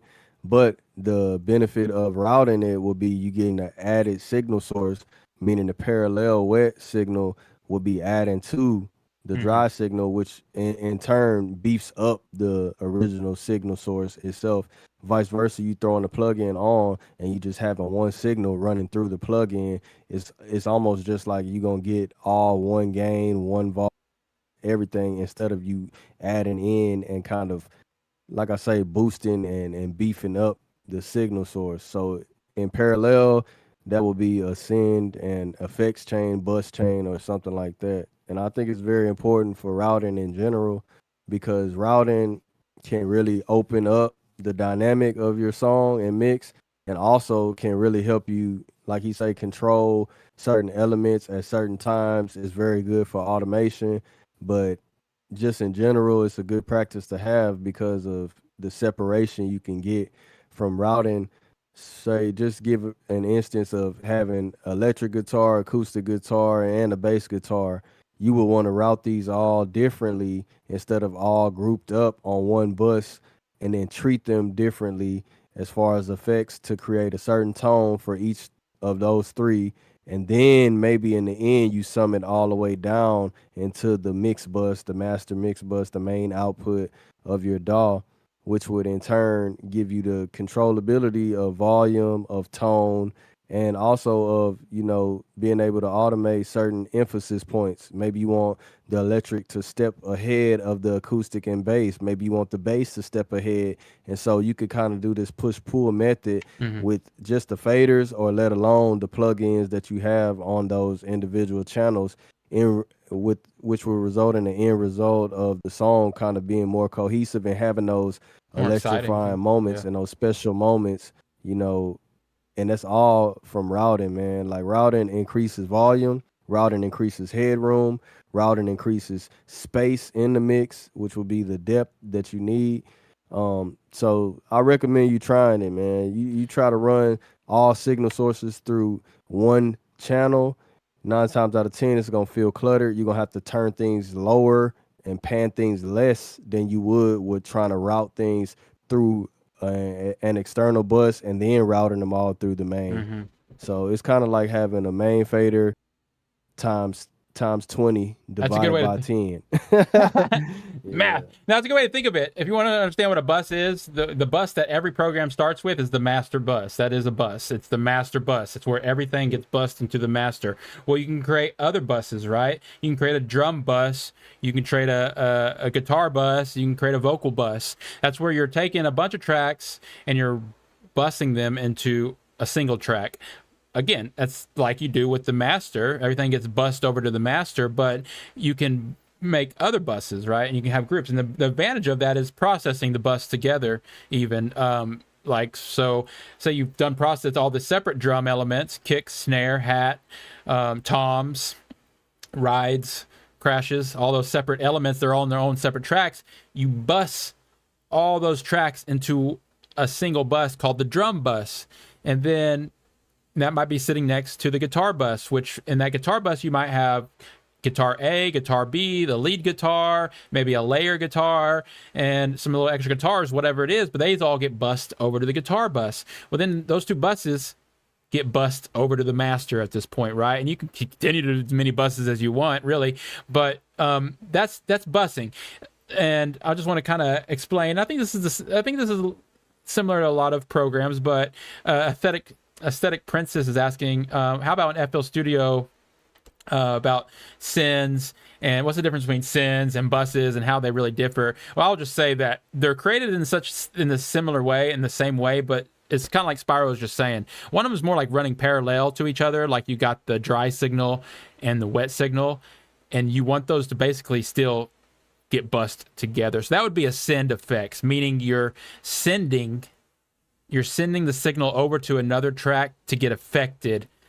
And most commonly when you do that, one's going to be completely dry, one's going to be completely wet. Parallel New York style processing, like the actual technical parallel processing, is you're still you're taking the process signal, which might still have dry and wet mixed together, and you're parallel processing that against the original dry to get the best of both worlds. But you're running them without trying to confuse y'all too much. A send is ran parallel to the dry signal versus the send signal, and a bus is kind of where they come together, right? You're busing both the dry and the wet together into a bus, right? And but I'll just tell you right now in FL Studio, since you asked, they're created the same way. It just depends on how you route them, because if it's a send, the dry and the send are both going to the master. If it's a bus, they're not both going to the master. They're only going to the bus, right? If that makes sense. The bus, they go to the bus first, and then the bus takes them to the master. I'm thinking school bus now. Okay, the bus, you jump on the bus, it takes you to the master. Now, what I'm saying though is, if both signals are going to the master, then it's more of a send. If both signals are going to a single track, that becomes a bus, right? But they're created the same way, but you actually have control. If it's a send, you're kind of controlling how much of that signal is going to the send, which is giving you kind of like a value, like how much you're pushing. Let's say it's a reverb send, and you're sending maybe just 10%. You're just 10% into that send channel, and then those get summed up at the master or the bus or whatever. So that would be the difference. But routing is kind of what the bigger point that Spyro's kind of hitting on here. Routing is everything. It's key. Like not only for like just trying to stay organized, right? That's another big reason to kind of route things the proper way and bus things. Not only organize your buses and your sends on screen in a way that makes sense and route the audio in a way that makes sense, but they're giving you the ability to process that group together. So once again, if you got the entire drum group going into a drum bus, and then you can just run a single compressor, which would maybe more traditionally be like a glue compressor or something like that, to like glue all those elements together to a single drum piece. You wouldn't want to do that on every individual track because you're trying to glue them together, right? So you would bust those drums together with the effects even maybe, and then maybe run a compressor on that. You can even do some EQ treatments on the entire bus. And I think we'll probably even talk a little bit about bus mastering. We'll save that for the mastering episode or whatever, but there's a thing called bus mastering where a lot of this mixing, stem mastering, yeah, where you're doing just that. You're treating these stems and the groups, if you will, all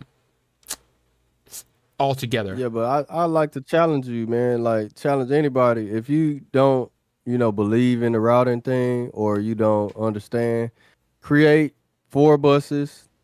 Create 4 instruments and do the latter. Run all 4 instruments to your main output and see how much volume and how much you can kind of play with the sounds as far as mixing, and then run each of those 4 instruments through 4 different buses, then run the buses through the main output and see how much leeway you get, how much separation you get, and how it just affects your overall mix process. I mean, I've done it for a few people where I introduce templates, and the routing is the main aspect of the template, and just through that, the entire mix changes. So I'm not just telling you, just to, like sound like I went to school or anything like that, because I didn't. I'm just being honest. Like, it changed my mixing perception and my mix clarity, my depth, the emotion that I get from a record from making certain routing adjustments. And so I really challenge y'all to do, you know, a challenge for yourself, You know what it man, and is? really try to test our theory, test the concept that I'm, kind of bringing about, because it does work, and it really does change the overall performance of a single song without changing any plugins, without changing any volume or anything like that. Just simply change the routing. And it's different ways you can route things. Like me particularly, I don't route my kicks with the whole overall drum bus. I feel Right. like the kick should be independent and it punches a little bit stronger than if I level the volumes how I want, then sum it all down to a drum bus. I don't do that, but I do sum all my guitars to a guitar bus, a piano, or keys to the keys bus, synths or music to the music bus, and then blend all of those accordingly. But kick and bass for me, I always leave those independent and run those to the main out, because I don't want anything else blocking them or touching them, and I want them to punch through. But this is a method that I found to work for me, that I can control, that I like, to kind of gauge and really drive my music that I'm creating. So it's all trial and error, I think, and, experiencing and experimenting with techniques and seeing if they work for you or if they don't. So you gotta at least try it and inspire throughout a challenge. I had almost, because this is where comes my inexperience with some of this, because I'd almost wonder how much of that is based on the program you're using and the console, because I know for a fact in hardware units that is the case, like 100%. Like, people would sum to buses and it's a completely different sound, even without even adding effects or anything. It's just the simple fact of the each channel strip on these units would be acting independently of each other, the transformers, the transistors, and all that, and you're summing this stuff through these different channel strips, and then you're running that. You're definitely going to be opening up the mix, getting more volume and stuff doing that. And I know a lot of these programs we use, depending on the DAW, is trying to emulate some of those consoles, right? And the channel strips and the plugins you're using, and maybe just a DAW. And but the reason why I'm saying this with a little bit of ignorance is, like, I've never experienced that in FL Studio. Like, if I bust things and not bust things, I haven't done enough experimentation. So even I am going to take up Spyro's challenge, and I'm going to go try it, because I think it might just be, how is your program trying to emulate an actual console, or is it not even taking that into consideration at all? And so definitely try it, see the results, let us know what you discover. We talk about this a lot too on our podcast. We want y'all to experiment. It's all about setting up a controlled experiment where you can try and test the results, compare them to each other, and then share what you've learned through your experimentation. And that goes with everything we ever talk about here. Like, you really just got to go try it, and not just try it, but you need to compare it. You need to try A, B, C, put them all in front of you. The easiest, look at them. Yeah, the easiest way to do that would take a old project that you have and simply add in a few new buses and shift the routing over from its existing buses, whether it's vocals, whether it's, instrumentation. Just add 2 or 3 different buses and route those to those new buses, and route the new buses to the output, and see if that increases dimension and also give you a little bit of headroom in your mixes. Because if you think about it, a lot of people do this, man, in the hardware world, especially in digital too. If you learn how to, kind of manipulate your system, your DAW, your workstation, you can run a channel and clip that channel into a different bus, and that bus won't be clipping. And so you can get the impact of the clip through one channel and still retain the headroom below 0 on the bus going into the output fader. this would start adding color, textures. This is part of sound design. And so if you start thinking about it like that, like the world of sound manipulation is like endless doing that, because you can, well, I guess it's limited to the DAW capability of buses and channels, but other than that, like you could go on forever and ever, just simply taking a sound, clipping it, running into a bus, clipping that sound, running into another bus, and you'll eventually get a whole different saturated and vibey sound that you may be looking for, or you may not. You know, I think it's really imperative that you do try it, because you can really learn your limitations on your DAW and really know how to push a sound. If something is too loud but you don't want to reduce the volume, maybe throwing on a different routing channel and chain will give you that same impact volume but still control the transient peaks of that sound source. And so, you know, that's what I'm trying to tell you about. You know, that's why I say routing is everything, because yeah, it can add tone and flavor, but it's more about control, I think, for Yeah. me. Really being able to kind of place things in a manageable spot and position to where you can go in and really start doing the mix part, which will be the cohesion of the sound, right? Like we said, you want the overall to gel and mesh and just give the listener that experience, that idea that you were creating in the first place. Yeah. Let's ask for some questions from the chat. JP saying mixing can be really dependent on plugins. What are some great plugins that y'all really like and would recommend for specific use cases? That's a good question. So I'm a minimalist in a sense, and I only like to own exactly what I need for the moment, for most cases. I like to keep things minimal or whatever, but as time keeps going on, these great advancements and variations of tools and plugins and programs just keep coming out, right? And it's almost hard for me to be like, I know I can do it with what I got.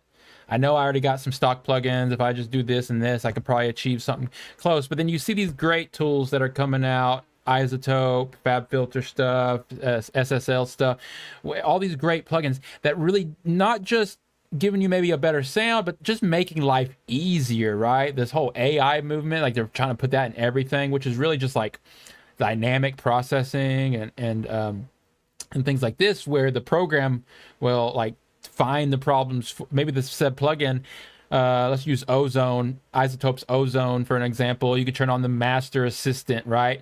And it will like try to master your track for you, or mix assistant, even like just anything, trying to find like some resonant peaks, and it will find them for you and start turning them down. It's almost hard to say, no, I'm not going to use that. I'll just use what I got. But it's like, oh man, why not take advantage of those tools? So I will point out that, yeah, there are some great tools. I'm a big fan of Isotope and everything they make. And the FabFilter stuff. The FabFilter stuff is next to just some of the best stuff you can find. The Pro Q3, a lot of the FabFilter stuff is just really nice and lightweight plugins. So they're very advanced tools. They give you a lot of functionality. They just really make life easier. But then I just want to talk a little bit about stock plugins and stuff too. Depending on the DAW, most of these programs are gonna give you a lot of tools that if you know what you're doing and you got a really good ear for it, you can achieve a super high quality, professional, great sounding mix with just stock plugins. It just might not be as easy. You might not have any AI helping you. You might not, maybe you're still missing some nice saturation plugin that you might not have or whatever, but do not feel like you have to go out and spend a lot of money on plugins, right? It's not about that. Usually when you spend a lot of money on your DAW to begin with, that's what you're paying for, is a bunch of plugins too, right? Only go out and buy what you really need and like to use, right? And I pointed out Isotope stuff and some of the FabFilter stuff, and there's a few other things I like, but really, I'm more of a stock plugin person. That's why I'm going to pass this over to Spyro, because Spyro is the king of plugins. I want to know what your thoughts is on this and like capabilities, and how far should you go with maybe feeling like you need to buy more, maybe even, or whatever it might be. Yeah, I've been down that rabbit hole, so I've already spent probably more than, Let me look around for my wife. Probably more than $2,000, $3,000 worth in plugins. So I got everything from Mac DSP, SSL, Sonox. We got all the OEQ sounds, so the Suits. I got all the Fab Filter, Antares. I got everything, man. Anything you could think of, bro. I basically got it. Isotope. Yeah, bro. Plugins add up, and I got bundles and everything, man. I used to do monthly subscription on stuff. Yeah, man. So that stuff adds up, and so with that being said, all the tools in the world, it still won't give you the greatest mix, the best mix. That's all gonna boil down to the knowledge of really understanding the material you're dealing with, and then also, really understanding the tool and the goal that you're going and aiming towards. So, like if you have a certain tone and shape and texture in mind, you can get that, like he was saying, from just stock plugins. But that all boils down to your knowledge of the plugin. What do you know about a compressor? What do you know about that specific stock compressor that's in your DAW and what it can offer you? What do you know about the EQ? Is it parallel EQ? Is it just a static or dynamic EQ? Is it running in serial, or like what is the EQ itself? Like these things matter. And if you don't know that or understand that type of topology and theory about the tool, you will never achieve the sound you're trying to aim for, even by stumbling and experimenting, because sometimes you won't even save that as a template, and then you'll be trying to recreate that like 10 mixes later, and it won't be possible Mm. because it really boils down to that knowledge, man. Like we were saying in the EQ and compression episode, like we're gonna talk about when y'all hear the reverb and delay, and the saturation episode. So it boils down to knowing what types of these things would benefit in certain jobs in certain areas and certain instruments. So I don't recommend you buying any plugins until you really fully experimented with what the DAW has to offer. Even in BandLab, like really just looking up what these plugins really are. And that's why I say going back to the manual of things, really boiling down like what things are emulating, what things are based after, like certain hardware things. And even if you have hardware gear, learning like what the input is really doing, learning what the threshold is really doing, if they're working simultaneously, if this is creating a filter chain effect, what are the filters doing as far as dips and slopes, like all of this stuff. It's a lot of knowledge out here that you can obtain for free, basically, because the internet is accessible. But it's just really about how hungry you are to learn it, and that right there is going to improve your mixes. It's not going to be the next plugin, the God particle or whatever. I'm not trying to shame any plugin, but and I also have that too, and I can't live without it. But I was at the gonna same say, wait a time, minute. man, for real, Wait a it's minute. really, it's really no plugin, bro, that's gonna like really like take your mix to the next level. It's really based upon you as the engineer and just your skill set. Like, what can your hands and your brain do? And that's really the best plug-in that you can have, is just plugging your brain and hands together to create this magical, memory, which would a song is what I consider Right, it to right. be, I love that. just a magical memory, and really like, Yeah. constructing that in a way that everybody else can feel like it's magic too. I don't think any plugin can do that, man. Certain plugins offer certain tones, like y'all saying Fab Filter. Fab Filter is just known for its clarity and for its I just phase like the controls. linearity. I like the It's controls on not, it. yeah, that's good too, the interface. Yeah, the Yeah. GUI, the GUI, that's good, but at the same time, it's still other stuff that's better than Fab Filter, that's cheaper than Fab Filter. But a lot of people don't know about it because they do a good job on marketing. A lot of people try to top dog that plugin, but in actuality, they may not even be the plugin for the job that you need. You know what I mean? And vice versa. So learning EQ, learning compression, and I don't mean about threshold and cutting, boosting 10 dB. I mean about like what actually the tool is doing. Like what each parameter is doing in succession, in serial, in parallel of each other. These things matter and make a difference, especially when you stacking up on certain elements, on certain instruments in your mix, and then trying to put that all together, like that's where a lot of the puzzle doesn't connect What are because you already trying to saturate and compress or EQ a certain channel, a certain sound. You got that sounding right, but like Gil was saying, it's not gonna sound right in the context, and now you got to take away from something else, or maybe now you got to take away from what you just did, and so now you trying to boost that back in, and then man, it just gets to be a clutter, right? It gets to the rainbow is starting to smear and smear and smear until eventually it's no longer a rainbow. And Right. so a lot of times we do that. Just it go back to the question that I said, man, like not trying to be so technical on things and really just going with the creativity that we all had in the first place in the beginning. If you let that lead you, a lot of times that'll kind of give you the direction and what it's calling for. Like, hey, treat me this way. I might need this kind of soap. I might need this kind of lotion, for this type of day, these type of clothes for this type of day. And I think that's what music really is, man. Right. There's no set plug-in, no set chain like people like to say, oh, I got the best preset on the market, $20 for this preset, $30, $5. Man, it's no preset that's gonna be able to get you in a place that's better than you just kind of understanding the tools and what they can do. Now you can manipulate the sound to how you like it. That's my best advice for y'all, man. Take it from me, man. Y'all don't want to be 3K in the hole and then not even I forget about some plugins That's that what I I got was because I just got so joking many. about in the chat over here. Like that's the downfall, bro. Like if you get so many plugins, bro, like you can't use them all. Like that's impossible, right? So it's like, why would I keep buying plugins when first of all, you don't even know the full capability of something like an ozone or something like a fab filter, right? Because that stuff is Or a stock lot, it's plugins, right? workhorse under the hood. But most people don't even use it to its full capability. Like Guild always mentions about iPhone. Some people just get the phone to just talk and message. Well, if you wanted to do that, you could have just got a Walmart phone, that came out of the packaging and, prepaid it, right? It don't make sense for you not to use it to its full potential or even know the capabilities of its full potential. And that's the same thing with plugins versus, buy it and paid versus stock, Yeah. No, you make a lot of you brought up a lot of good.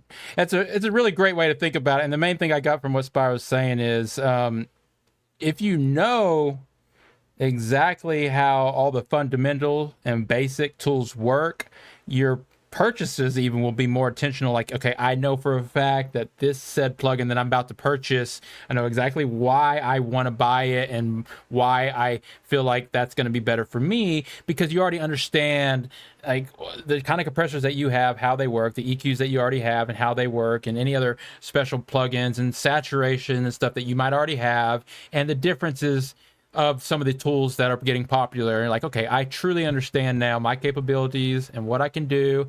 And in some cases, the simple fact that you might just be trying to make your life a little easier, right?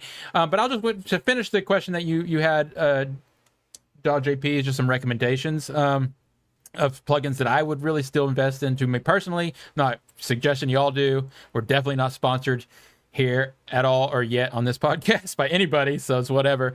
But I do like some of these. Like I think that Soothe plugin is pretty powerful. I'm not saying to overuse it and use it on everything, but I think some of that AI style plugins, they're really powerful and they're nice to have. So I would still maybe invest into Soothe, but I'm not going to go out and buy every clone of Soothe. I'm not going to go buy the next big version that's trying to be better than Soothe.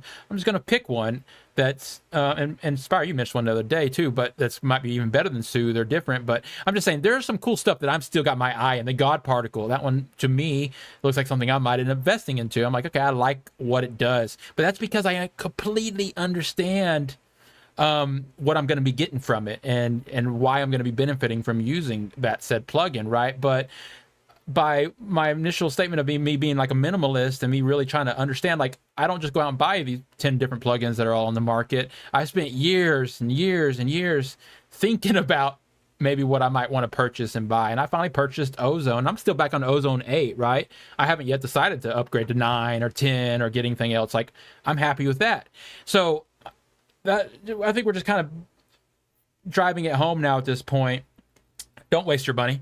Also, but there are some investments you can make, I'm right? not saying don't waste your money. Yeah, I'm not saying don't waste your money because I don't think of it as a waste. I'm saying don't chase plugins by spending unnecessary money. Right. You know, That's not another way to look at it. knowing what a certain tool is doing or what you're getting it for is as dangerous as, you know, just going into any shopping store or a mall with $1 million and you don't have any direction on what you finna buy today. That means you're just gonna buy out the entire mall. You know what I I'll mean? Because take you one have of the everything. capability, you have the All right. means. Yeah, Yeah, so exactly. it don't make sense for you to think like that. Like, man, I got $30 today. What plugin am I gonna go buy from Waves because they on sale for $29.99? That don't make sense. It's not gonna benefit you, man. So I think if you learn the tools and really like what you need and go for and aiming towards like on the end goal of your song and music, I believe that that'll benefit you more. That's why I say learn about what's what. Yeah. Because in actuality, for me, I think any type of saturation would benefit you more than Mm-hmm. any other plugin. That's Real what I've. talk. Or That's you could get a colored EQ. If you going for colored and tonal EQs, meaning something like a Chandler Zender Bender or something like you know, yeah, it's a going funny for name. I just API said laughing. or It's a going funny name, for a Zenderbender. Neve, Mhm. yeah, or going for a Neve sound or going for an SSL type of EQ. These offer tonal characteristics as well as the EQ curves that they have. Vice versa, you just using a digital fab filter EQ. Then you go into compressors, learning about what the 1176 color does versus the LA2A color does versus the DBX 160 versus the API 2500 versus the, you see what I'm saying? Like if you start learning this and knowing exactly what like it's going to give you, then we can start going into, okay, what's the best plugin for me and my workflow and my situation, my genre, my type of music, my style, because otherwise you won't know. You just gonna guess, and that may be a hit or miss. So it's really like no one fits all, man, at all.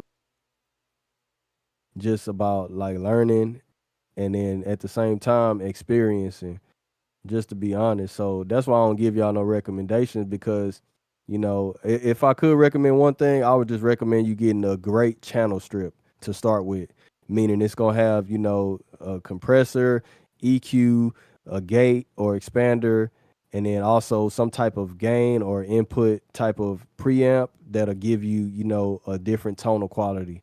And a good one would be the Shep's Omni channel, to be honest, because it's very versatile and it gives you the accessibility to throw in an extra plugin into that chain, into that channel strip. Oh, that's cool. So look it up. You know, Shep's Omni channel is very affordable, but it's one stop shop because it has de-essers, it has the saturation inside of the pre-game modules, has some filters in it for low pass, high pass, EQ choices, also 3 different compressor choices, a limiter at the end. You can't lose with that, right? So there you go, one good recommendation. But I think we should move forward, man. We got 2 hours in already, I think so. All right. Yeah, we should kind of go on, man. Yeah. No worries. I want to talk a little bit about. We just did an episode. It's not yet posted in the on podcast platforms yet, but we just did an episode on saturation and distortion, and we talked a lot about, you know, what we went super in depth on what saturation is, but I just want to bring it up one more time because more and more, and you just mentioned it there too, like saturation is some of the best plugins you can actually kind of invest in. Is going to be some pretty cool, like, you know, saturation plugins, even if it's just one saturation plugin that has a whole bunch of different types of saturation in it. That's going to give you a lot of stuff to control. And but saturation is not, I mean, it's such a powerful tool, and we, like I said, we talked all about it, but I just want to talk a little bit more about how people, one of the neatest things when it comes to mixing with saturation is you can take a sound that might be a little dull or having a hard time getting volume out of it without causing more problems and whatever. There's a lot of these saturation techniques when it comes to mixing when you properly, once again, knowing the tools. That's what it's all about. Knowing how to use it and properly use it. People use saturation and mixing a lot of times to create upper harmonics and overtones, which basically gets you more volume and perceived loudness and presence, right? So if the point of mixing is to kind of like hear everything and have it clear and defined and bring volume and energy out of the individual sounds and even color, and to make it sound better and warmer and give it tone. A lot of this stuff can be achieved with saturation, and I'm mainly talking about if it's not already, if the source material or the sound that you're working with doesn't already have that character, right? Maybe you're just finally finding that, okay, you know what, this bass is just, it needs a little bit more life to it. It needs a little bit more presence in the on smaller speakers maybe, or in the high end or whatever. It's not EQ change as much as maybe a little bit of saturation. And a lot of what Spiro's talking about with these channel strips even, and these emulations of classic hardware, that's what they're doing. They're adding saturation to your sound. That's what that character and that color is coming from. And so you can be more intentional even, and just by directly adding a saturation or saturator to a certain sound, and to bring that out, y'all. So I would definitely look into that, 'cause we're talking about mixing mainly today. And I just want to say that when you're running into these, like what I call like a puzzle, where you're trying to like figure out how to solve this puzzle, like why can't I get this louder? When I turn it up, it causes other problems. You got to find this balance. Saturation is one of these secret weapons used in mixing all the time, not just sound design, but in actual mixing, and even more so in mastering. We'll talk about that, but I mean also in mastering. We'll talk about that later, but just saturation. I wanted to bring a little bit of that up today in talking about mixing, but like you said, you know, based on how long we've been talking already, because we should kind of move along, I wanted to kind of refer back to your question that you asked, and also talk about retaining the idea and direction of your song, right? And this kind of like really the final decisions you're making right before you're sending it off to master. Like this is like the importance of preparing the mix for the master, right? Like making these final decisions, like, okay, wait a minute. Now that I've done all that, I followed MPA Podcast's recommendations, I've watched YouTube tutorials, I've experimented, I've done everything I possibly could to get my mix to sound the way I possibly can and the best I possibly can. You want to ask yourself, what was the initial idea of your song? Was it a dark song? Was it a bright song? Was it a happy song? Was it a moody song? Was it a song full of energy and punch? Was it supposed to be smoother? What was your initial idea? Like retaining the idea and direction of the song, even after you made all those amazing mix decisions and choices, right? I think it goes back to the question you asked, because I think you could easily lose that by trying to use all your plugins and trying to follow all the checklist and the to-dos for a proper mix, and trying to get that gain stage proper, I mean the -6 proper, or whatever it might be. You might end up losing, or that tonal balance even, like you might end up losing what your initial idea of the song was, right? Maybe you wanted a darker sounding song, maybe you didn't want the song to be so bright, but then you lost track of that because you were using all these plugins and you were trying to hit certain peak meters and God particles and levels and imagers to make it look right and feel right, but all of a sudden you lost the initial idea of what your song was. And this is where I'm going to talk a little bit about, like, that's always a little bit more important than this technical stuff, because the listener of the song is really just going to get out of it the emotions, the feeling, and the vibe. They're not going to sit there and be like, oh, this sounds like he used tape saturation on the mids here and look like he, and like they're not thinking like that, right? As much as you might put that under the hood to really get it to the point that you want it, what's more important is the vibe check, right? The feelings, the emotions, the mood, the energy, ultimately your desired vision for that said track, like the retaining it, right? Direction of the song. I don't know. I guess I'll kind of answer the question myself. I mean, even this question, you said, how do you stay creative and avoid becoming too formulaic in your mixing process while still achieving a signature sound or style in your work? How I do that personally, I mean, there's a couple tricks. And one of the first things I like to do is do not overwork the song. Do not spend too much time, especially in one single day. Don't just, you're going to hear it too many times. You're going to, for one, any session shouldn't go on for too long because your ears start to get fatigued, right? That's one big problem. But also, you're over analyzing every little detail of the song, that when you're listening to the song back, you don't want this to happen, right? You don't want to be listening to the song and all you're paying attention to is all these micro details. Like, you're no longer listening to the groove, the beat, the feeling, you're not dancing anymore. You're like sitting perfectly still, like paying attention to all the little details. That's not how the listener is going to listen to it. And also, you're going to lose sight. That's exactly what's going to happen. You're going to lose sight of that original goal and direction. So, I mean, how do you stay creative in avoiding it? Is I do try to keep stepping back and in any way possible trying to hear it again for the first time, which is impossible. But if I could just rest for a few days on it and then come back to it. Another trick is turn it on and go do something else.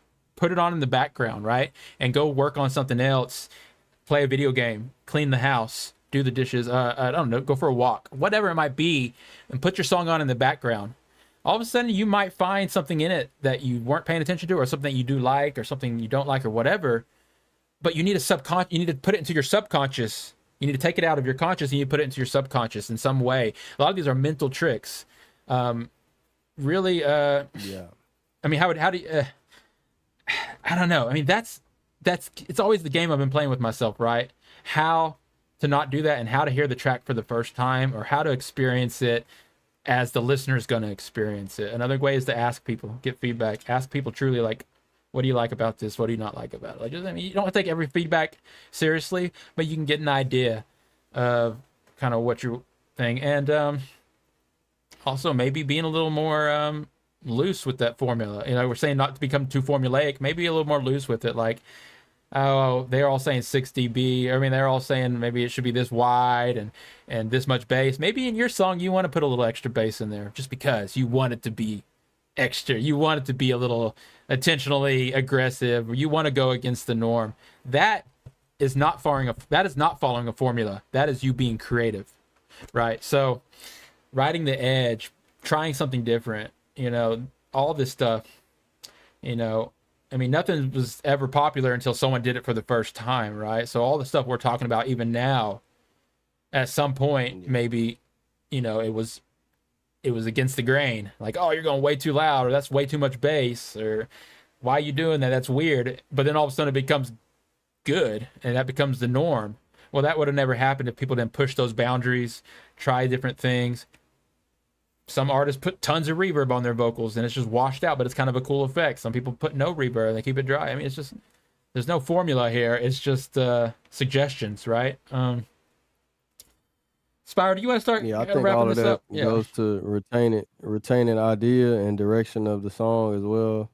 I like your answer to the question as well. But yeah, that's a big part of mixing, to really especially if you're working with clients. You know, mixing your own music is as hard as it is, but if you're working with somebody else and on somebody else's project, you have to take into account, you know, what they want for the final and end product, which is a little bit more distinct, a little bit more, you know, kind of cookie cutter compared to what you want from a track. And then sometimes it's hard to even take yourself out of that equation, out of that, you know, whole solution, and just be the vessel that's being the hands that's mixing it and putting everything into place. Some of your knowledge is going to come into play, but for the most part, you got to kind of let the song, like I said, direct you and really tell you where to go, when to move, and how to move. And so that's very important to always think about, like he was saying, the emotion of the record, the concept of the record.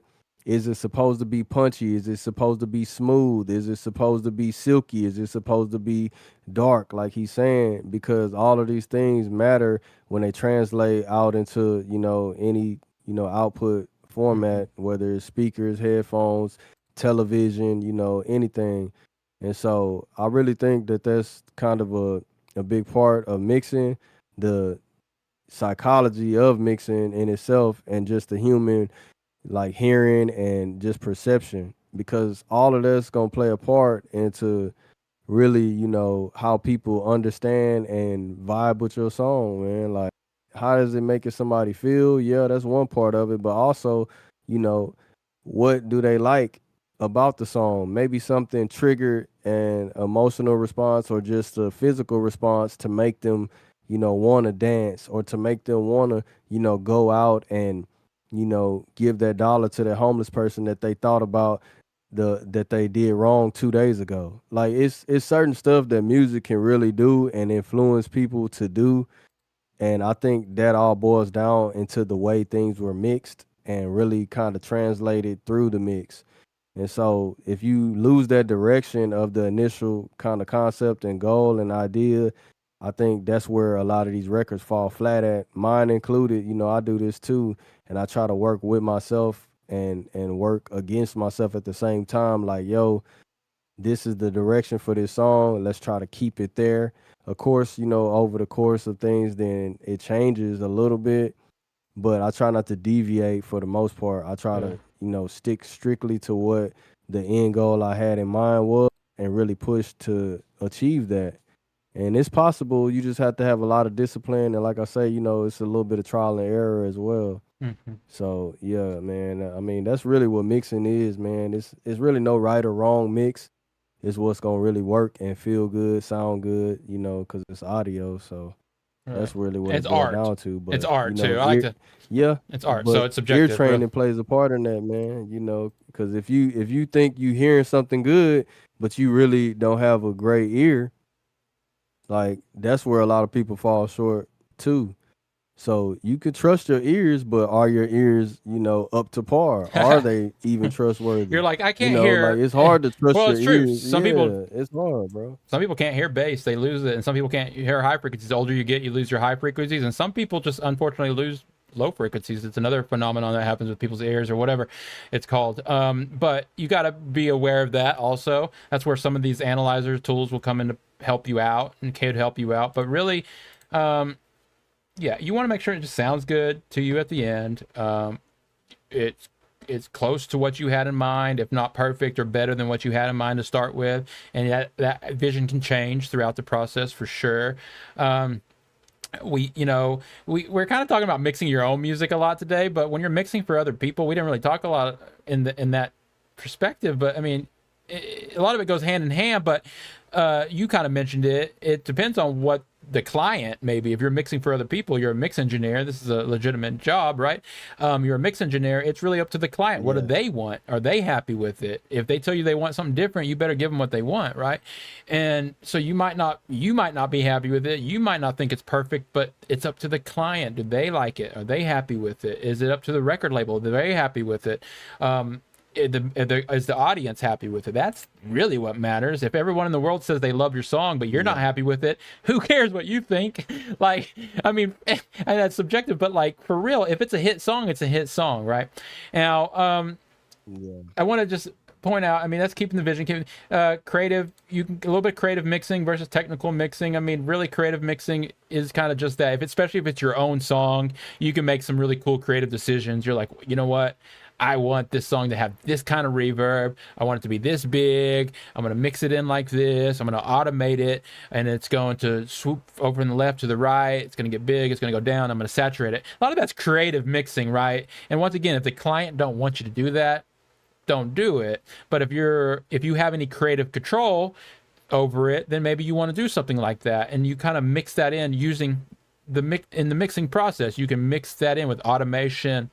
But then there's technical mixing. That's like literally fixing issues. I know there's no, like Spyro just said, there's no wrong mix or right mix, but let's just say their bass is just way too loud, and every system you put it on, it blows the speaker and you can't hear the vocals and it just sounds bad according to most people. Then maybe there's some technical issues with that track you need to go in and fix, right? And then, so that's technical mixing. Like you got a resonant frequency build up at like 1K maybe, and it's like building up and causing it to clip.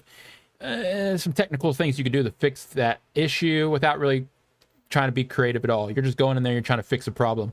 So that's just different ways to think about it in the mixing stuff. I look at creative and technical a little different. If you don't mind, I can kind of elaborate a little bit. Oh yeah, go for it. You don't mind? All right. So creative mixing to me will be really having a certain tone and flavor that you impart, almost like your thumbprint onto a mix, So for instance, me mixing a certain song, I may hear it different and maybe think it may work better with a different tonal structure or different, type of sound basically versus what a client would even want, and maybe they don't know that this sound is really what they want because they haven't heard it on their material. And so sometimes I think that's what a lot of good mix engineers can do. You could kind of balance between what a client really wants and then also experiment and kind of give them something that they didn't know that they wanted. It's almost like, serving somebody tuna or salmon, and they really like, oh, I never had octopus even. Oh, I never tried it. I never will try it. But then again, if you make it in a certain light, in a certain way, and they try it and they like, oh my God, that was the best thing I ever had. What was that? And then you break it down to them. Oh, that was, octopus. And they like, what? Like, I ain't never think I was going to eat that and like it, but I love it. And now they just a connoisseur of octopus. And that's the same way I like to view mixing, because sometimes you don't know what you like until you are like kind of, acclimated and introduced to it. And so with that approach, I think that's the creative side of mixing. With technical mixing, in my book, I like to think of that as more so, okay, you have a lead vocal, the vocal is going to be the main instrument. Okay, you have a snare, balance that right underneath the lead vocal. You have a kick, balance that above the bass. That's more technical for me because I think that's kind of standard on a lot of genres where things should be placed, where things should, Right. kind of relatively meet the DB. And then also, as far as the stage plots and things like that, I look at that as technical Yeah, mixing, but not necessarily fixing problems. I look at it like, this is kind of textbook. This is basically what the genre is calling for. That's not really being creative. That's well, being just, by the Doctor, book in the genre, just to talk about it and go back and forth is, I mean, I do find that creative because it's a creative decision. It's up to that artist. Do I want my vocal louder than this? Do I want it this? Do I want to pan it to the left? And how far to the left? Those are creative choices. You're like, in this song, wow, I loved how you pan that stuff this far over. You're like, that was my creative choice. I chose to be creative. And that's why it's so much. No, you're not getting what I'm saying. No, I get I'm what you're saying, in Spyro. hip hop, the kick and the bass, right? You don't want the bass to be louder than the kick, but somebody may want the bass. That's a creative choice going outside of those realms. That's what I mean. That's what I mean But by being creative. technical mixing, no, but that's what I'm saying. Technical mixing to me is not doing that, not making that choice. Technical mixing to me would be going by the book, saying the kick needs to be louder than the bass. That's what I was saying. I'm saying that a technical aspect of it is going by the book. In school, they would teach you this. They would tell you, hey, the vocal needs to be this much above the snare. The snare needs to be this much above the hi-hat. And you following that, that'll be technical mixing. That's not being creative. That's being told what to do, and you following the technique that was already laid out for you. How is that being creative? If it's already laid out for you, you're not making the choice based on your freedom of choices. You making that choice based on something that you consider to be technical that worked. Mm-hmm. Do you get what I'm saying now? Yes, I get what you're saying. I just I don't think you get what I was saying. listen, Spyro. Man. I'm going to I don't edit think this you out get because it, I don't think man. we should be arguing here on the podcast. What I'm saying though is, I'm not arguing. I know, but still, I'm going to cut this out because the point I'm trying to make is what I consider to be technical is a problem to be fixed. What I consider to be creative is there. Maybe you want the vocal to be quieter than this. Maybe the artist wants it to be different than the textbook. That's a creative decision. If the artist Exactly, I know. okay, so I we said agree. that. So we agree. All right. No, but you're saying that technical is only for you considering that it's a problem in the mix. I'm saying that that's not technical to me. Right. Okay. Technical would be going by the textbook is what I'm saying. You're not understanding me. I'm understanding you. All right. You're not understanding what I'm saying though. That's what I was making a point of. I about understand the it technique now. I do understand what you're saying now. Yeah, Yeah. that's what I'm saying. So Yeah, that's that why I makes want sense. people to kind of look at the creative and technical in that aspect, like I'm saying, and what you're saying. Yeah, you can be technical and fixing things, but that will go back to the editing phase, Yeah. the other podcast that we did, right? Or you gonna be fixing stuff in the mix after you edit it. Right. If, Why? if Because I'm a you mix missed it or engineer, because you created it? if I'm a mix engineer and someone sends me something I'm going to follow textbook. I'm going to do a bunch of technical stuff to fix it, right? And if I'm going to do some creative mixing, yeah, I might try a different kind of saturation here and be like, oh, I like the way that saturation sounds. I'm going to change the tonal quality of this. I like the way that tonal quality sounds. That's being creative. That's creative mixing. I consider technical mixing is doing the things like we were talking about, maybe gain staging, that's technical. Level matching, tonal balance, that could be technical. You're trying to hit that target. It's most popular, maybe that's technical mixing or whatever. But when a creative decision is made, I agree. when a creative decision is made, that is not textbook. That is a creative decision. It's like, okay, wait a minute here. I'm going to make a creative choice here. I'm going to change the way this song is. I'm going to make it unique in the mix, creative mixing. That's why different people have even a different signature sound to their mix, because they've got a creative mix, kind of like you said, they putting their thumbprint on it. That's like a creative mix that maybe some mix engineers will get known for, even because of their creativity in mixing, right? What I meant by a technical issue, which I definitely would consider a technical mixing, is you're literally trying to get that tonal balance. You're trying to get it to translate on all speakers. You are trying to be technical with it. You are making sure that you're doing your job as far as a mix engineer goes. And you don't really even need to be creative to a certain extent. You just need to do what's technically your job as a mix engineer and get it ready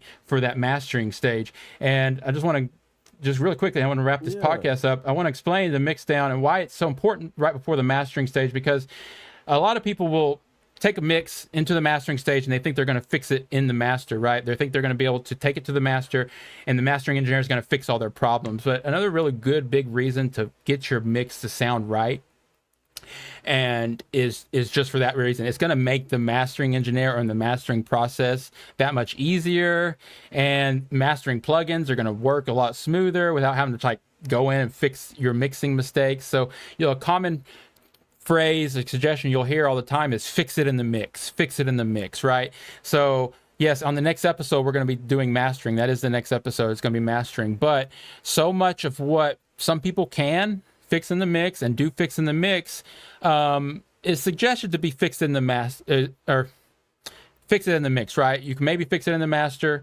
but if possible, fix it in the mix. And that's why it's so important to get your mix right before you send it to the mastering engineer. And it really is dependent on, are you mastering and mixing your own project, or are you mixing and mastering a client's project? Because once again, if you're mastering a client's project, you can't fix it in the mix. It's past that process, right? But if you haven't got to that point yet, that's why I'm pointing to the importance of getting the mix right, is you can fix it a lot of times in the mix, giving you more creative control and control over your own song, but also less work you have to do in the mastering train, especially if it's just one sound in the mix that's causing the problem. Well, the mastering engineer will have to kind of like make a global decision. But if you still are in the mixing stage, you can go into and target that exact problem. Maybe it's just the bass guitar or the kick drum in the bass, sidechain, or whatever it might be, fix it in the mix. So that's just, since today's episode was on mixing, I just want to say, if you can get your mix to sound like it is mastered without even mastering it, like if you can get it to sound as great as you possibly can in the mix, the mastering stage is going to be just a light little touch, like a nice little limiter at the end or whatever, right? But that's not always the case. That's why our next episode is going to be so good. It's going to be all about mastering and different ways to do that. But mixing, getting a cohesive, clear, quality mix. Never just tell yourself like, oh, I'll fix that in the master. I mean, even if you end up doing that, it's kind of not the workflow. The workflow is like, wait a minute, I could fix this now. I don't need to wait till the master, whatever it might be. Like, what can I do here right now? And, and we could talk even about like mixing into a limiter, mixing into a God particle, whatever it might be, but really fixing everything in the mix, finding the source of the problem, or adding a little bit more flavor where it's needed.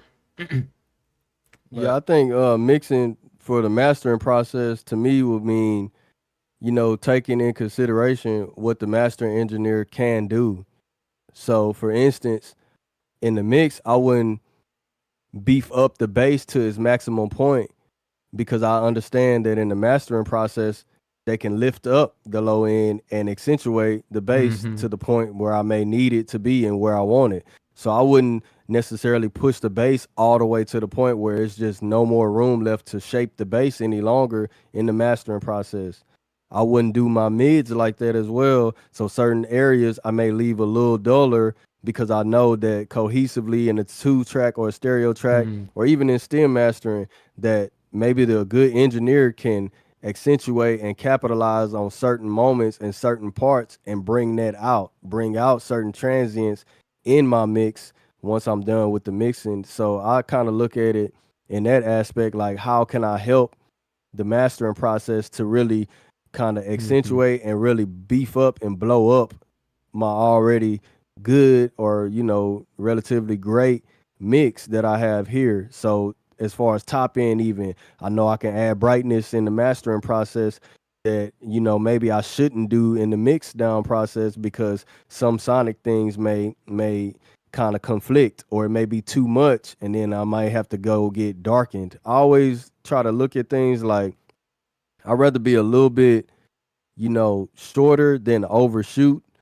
And that's from recording all the way up into the mastering process because I can always gain up things and it won't sound as harsh as me trying to turn things down that's already overdid or overdone. So that's how I view mixing for the mastering process because I've done that in the past, try to mix very hot and very hard and very, powerful to the point that it feel like the mastering is not needed. But in actuality, it's almost like you kind of set yourself up to fail. Even with these AI mastering algorithms, if you learn what they're doing about how they're beefing up the sound and increasing certain high ends, certain low ends, some of these AI mastering things have different algorithms you can choose from. And that determines on the tonal balance and the shaping that they're going to present to you as a master form. And so with that in mind, I think if you mix for that, or if you have a great mastering engineer that you paired with and that like very well that you work with, I think if you start mixing in that aspect and aim it towards what their skill set is and how they can complement your mix, I think the song will be even greater, even more maximized, But also, also try to aim for the best mix possible, like Gil was saying, to really, try to outshine to the point where they may only do need to just throw the limiter on and, make sure there's no, intermodulation and certain things like that. So I definitely agree with the mixing for the mastering process. I think it's very important and imperative to have that mindset. Yeah. Especially if it's possible, you still got the time and the control, but and you're also going to be, like you said, maybe you're paired, you got a friend or someone you trust that you can be in communication with in the mixing area, but you never want to send it off to someone that's you no longer have any control over it or whatever, and then you left something out. They might not add what you wanted them to add, but in a lot of cases these days we're mastering our own stuff, or we got a friend that's mastering, whatever it might be, and that's really cool because, like as Spyro was saying, he knows what he's going to add in the mastering stage. So he's already telling himself, like, okay, wait a minute, I won't do that here because I'm going to do that in the master. I'm going to add a little bit of that in the master, or I'll get my mastering engineer to do this and to do that. So I'm going to leave room for that. I'm going to leave a little space. I'm going to keep this less so we can add it later. That makes perfect sense to me. Versus, not having any more control once it hits the mastering stage. And then all of a sudden you're like, oh, well, I should have done that in the mix because the mastering engineer did not do that for me. And now it doesn't sound the way I wanted it to sound. And another really quick thing I'd say about that, the reason why I can always say, oh, I'll still do it in the mix or whatever, because I'm just kind of joking. Well, I still kind of mean, well, not joking, but what I mean is I would take the same processing that the mastering engineer did, copy it to the T, all that same exact processing, and go put it on the buses or go put it on my master track and send them the pre-master with all that stuff already on it. And in that sense, it's really kind of, you're doing both, right? You're mastering your own mix on the mastering channel instead of rendering out a pre-master first. But it's kind of, we're splitting hairs now, right? Yeah, you could take all those same tools and I'll go put them on the buses and maybe try to get that same character, that same color before it ever hits that master limiter. And maybe that master is just a traditional mastering engineer. You got to understand where the mastering engineers traditionally come from. The band came into the studio, they recorded, there was a mix engineer, they mixed it, and then the mastering engineer mastered it. There is no really fixing it and going back because the band has left the studio, right? The band was already there. They already recorded their stuff. They left the studio. The mix engineer maybe mixed all their stuff. They did what they were going to do. They passed it over to the mastering engineer. The mastering engineer is like, wait a minute, there's 12 songs on this album. I need to get them all to sound cohesive to each other. I need to make sure they all sound like commercial ready and ready for the radio. They have a job. And in that case, that's when the mastering engineers can really shine. They can use all their tools. They can use all this really technical stuff that they got and whatever it might be, because their job is to, no matter what it sounds like when they got it, they need to make sure it sounds as good as they possibly can when it leaves. So this is all really depends on who are you, what are you making, what kind of music, are you mixing and mastering your own stuff? Are you a band? Are you an EDM artist? Are you a hip hop artist? Are you just a vocalist with a 2-track? Are you a producer and you got full control over every single sound in the process? Like, what is really happening here? This is all, that's what I'm saying. You got to listen to all our podcasts and you got to take it in consideration to what are you and who are you and what are you doing. Spyro, thank you so much as always for being here and sharing your knowledge with us. Like, this podcast would not be the same without you. Man, it's awesome. It's awesome, man. I think it's good for people to understand, you know, it's just concepts and mindsets, you know, and we ain't really get too deep into, you know, real technical and even personal choices that we both make during mixing phases. I think we'll do another episode because when you talk about mixing, man, as you see, we could go on for.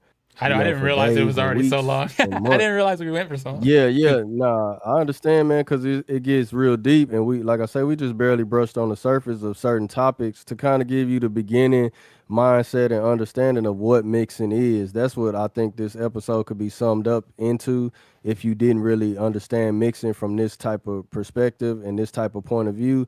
I think we broke it down in real layman's terms for, you know, even new beginners to kind of understand.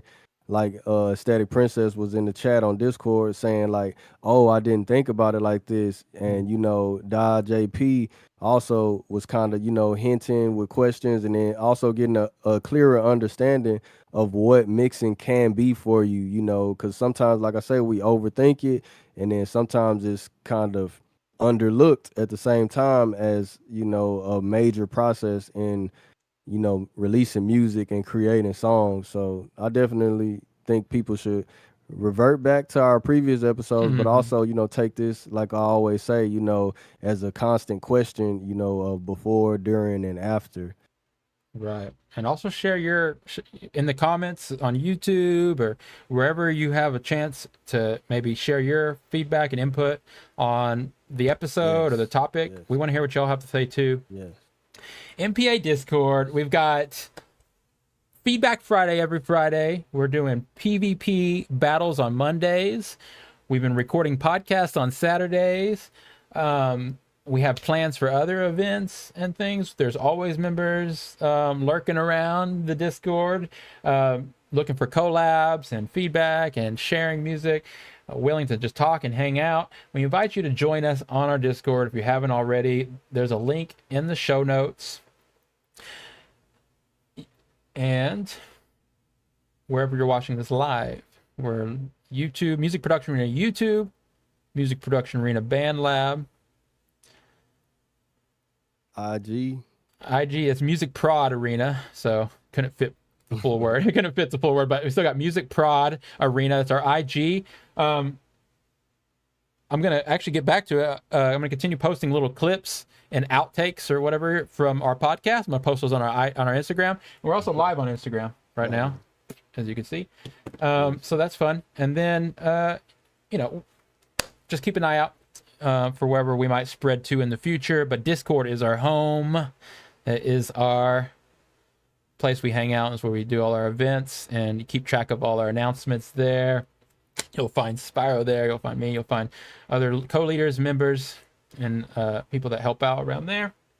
And special thanks to everyone that does. Y'all stay tuned for Gil dropping his single, man. He dropping a single to y'all real soon. So y'all keep your ears and hearts. Hey, let's get technical here. So this podcast comes out when? So wait a minute.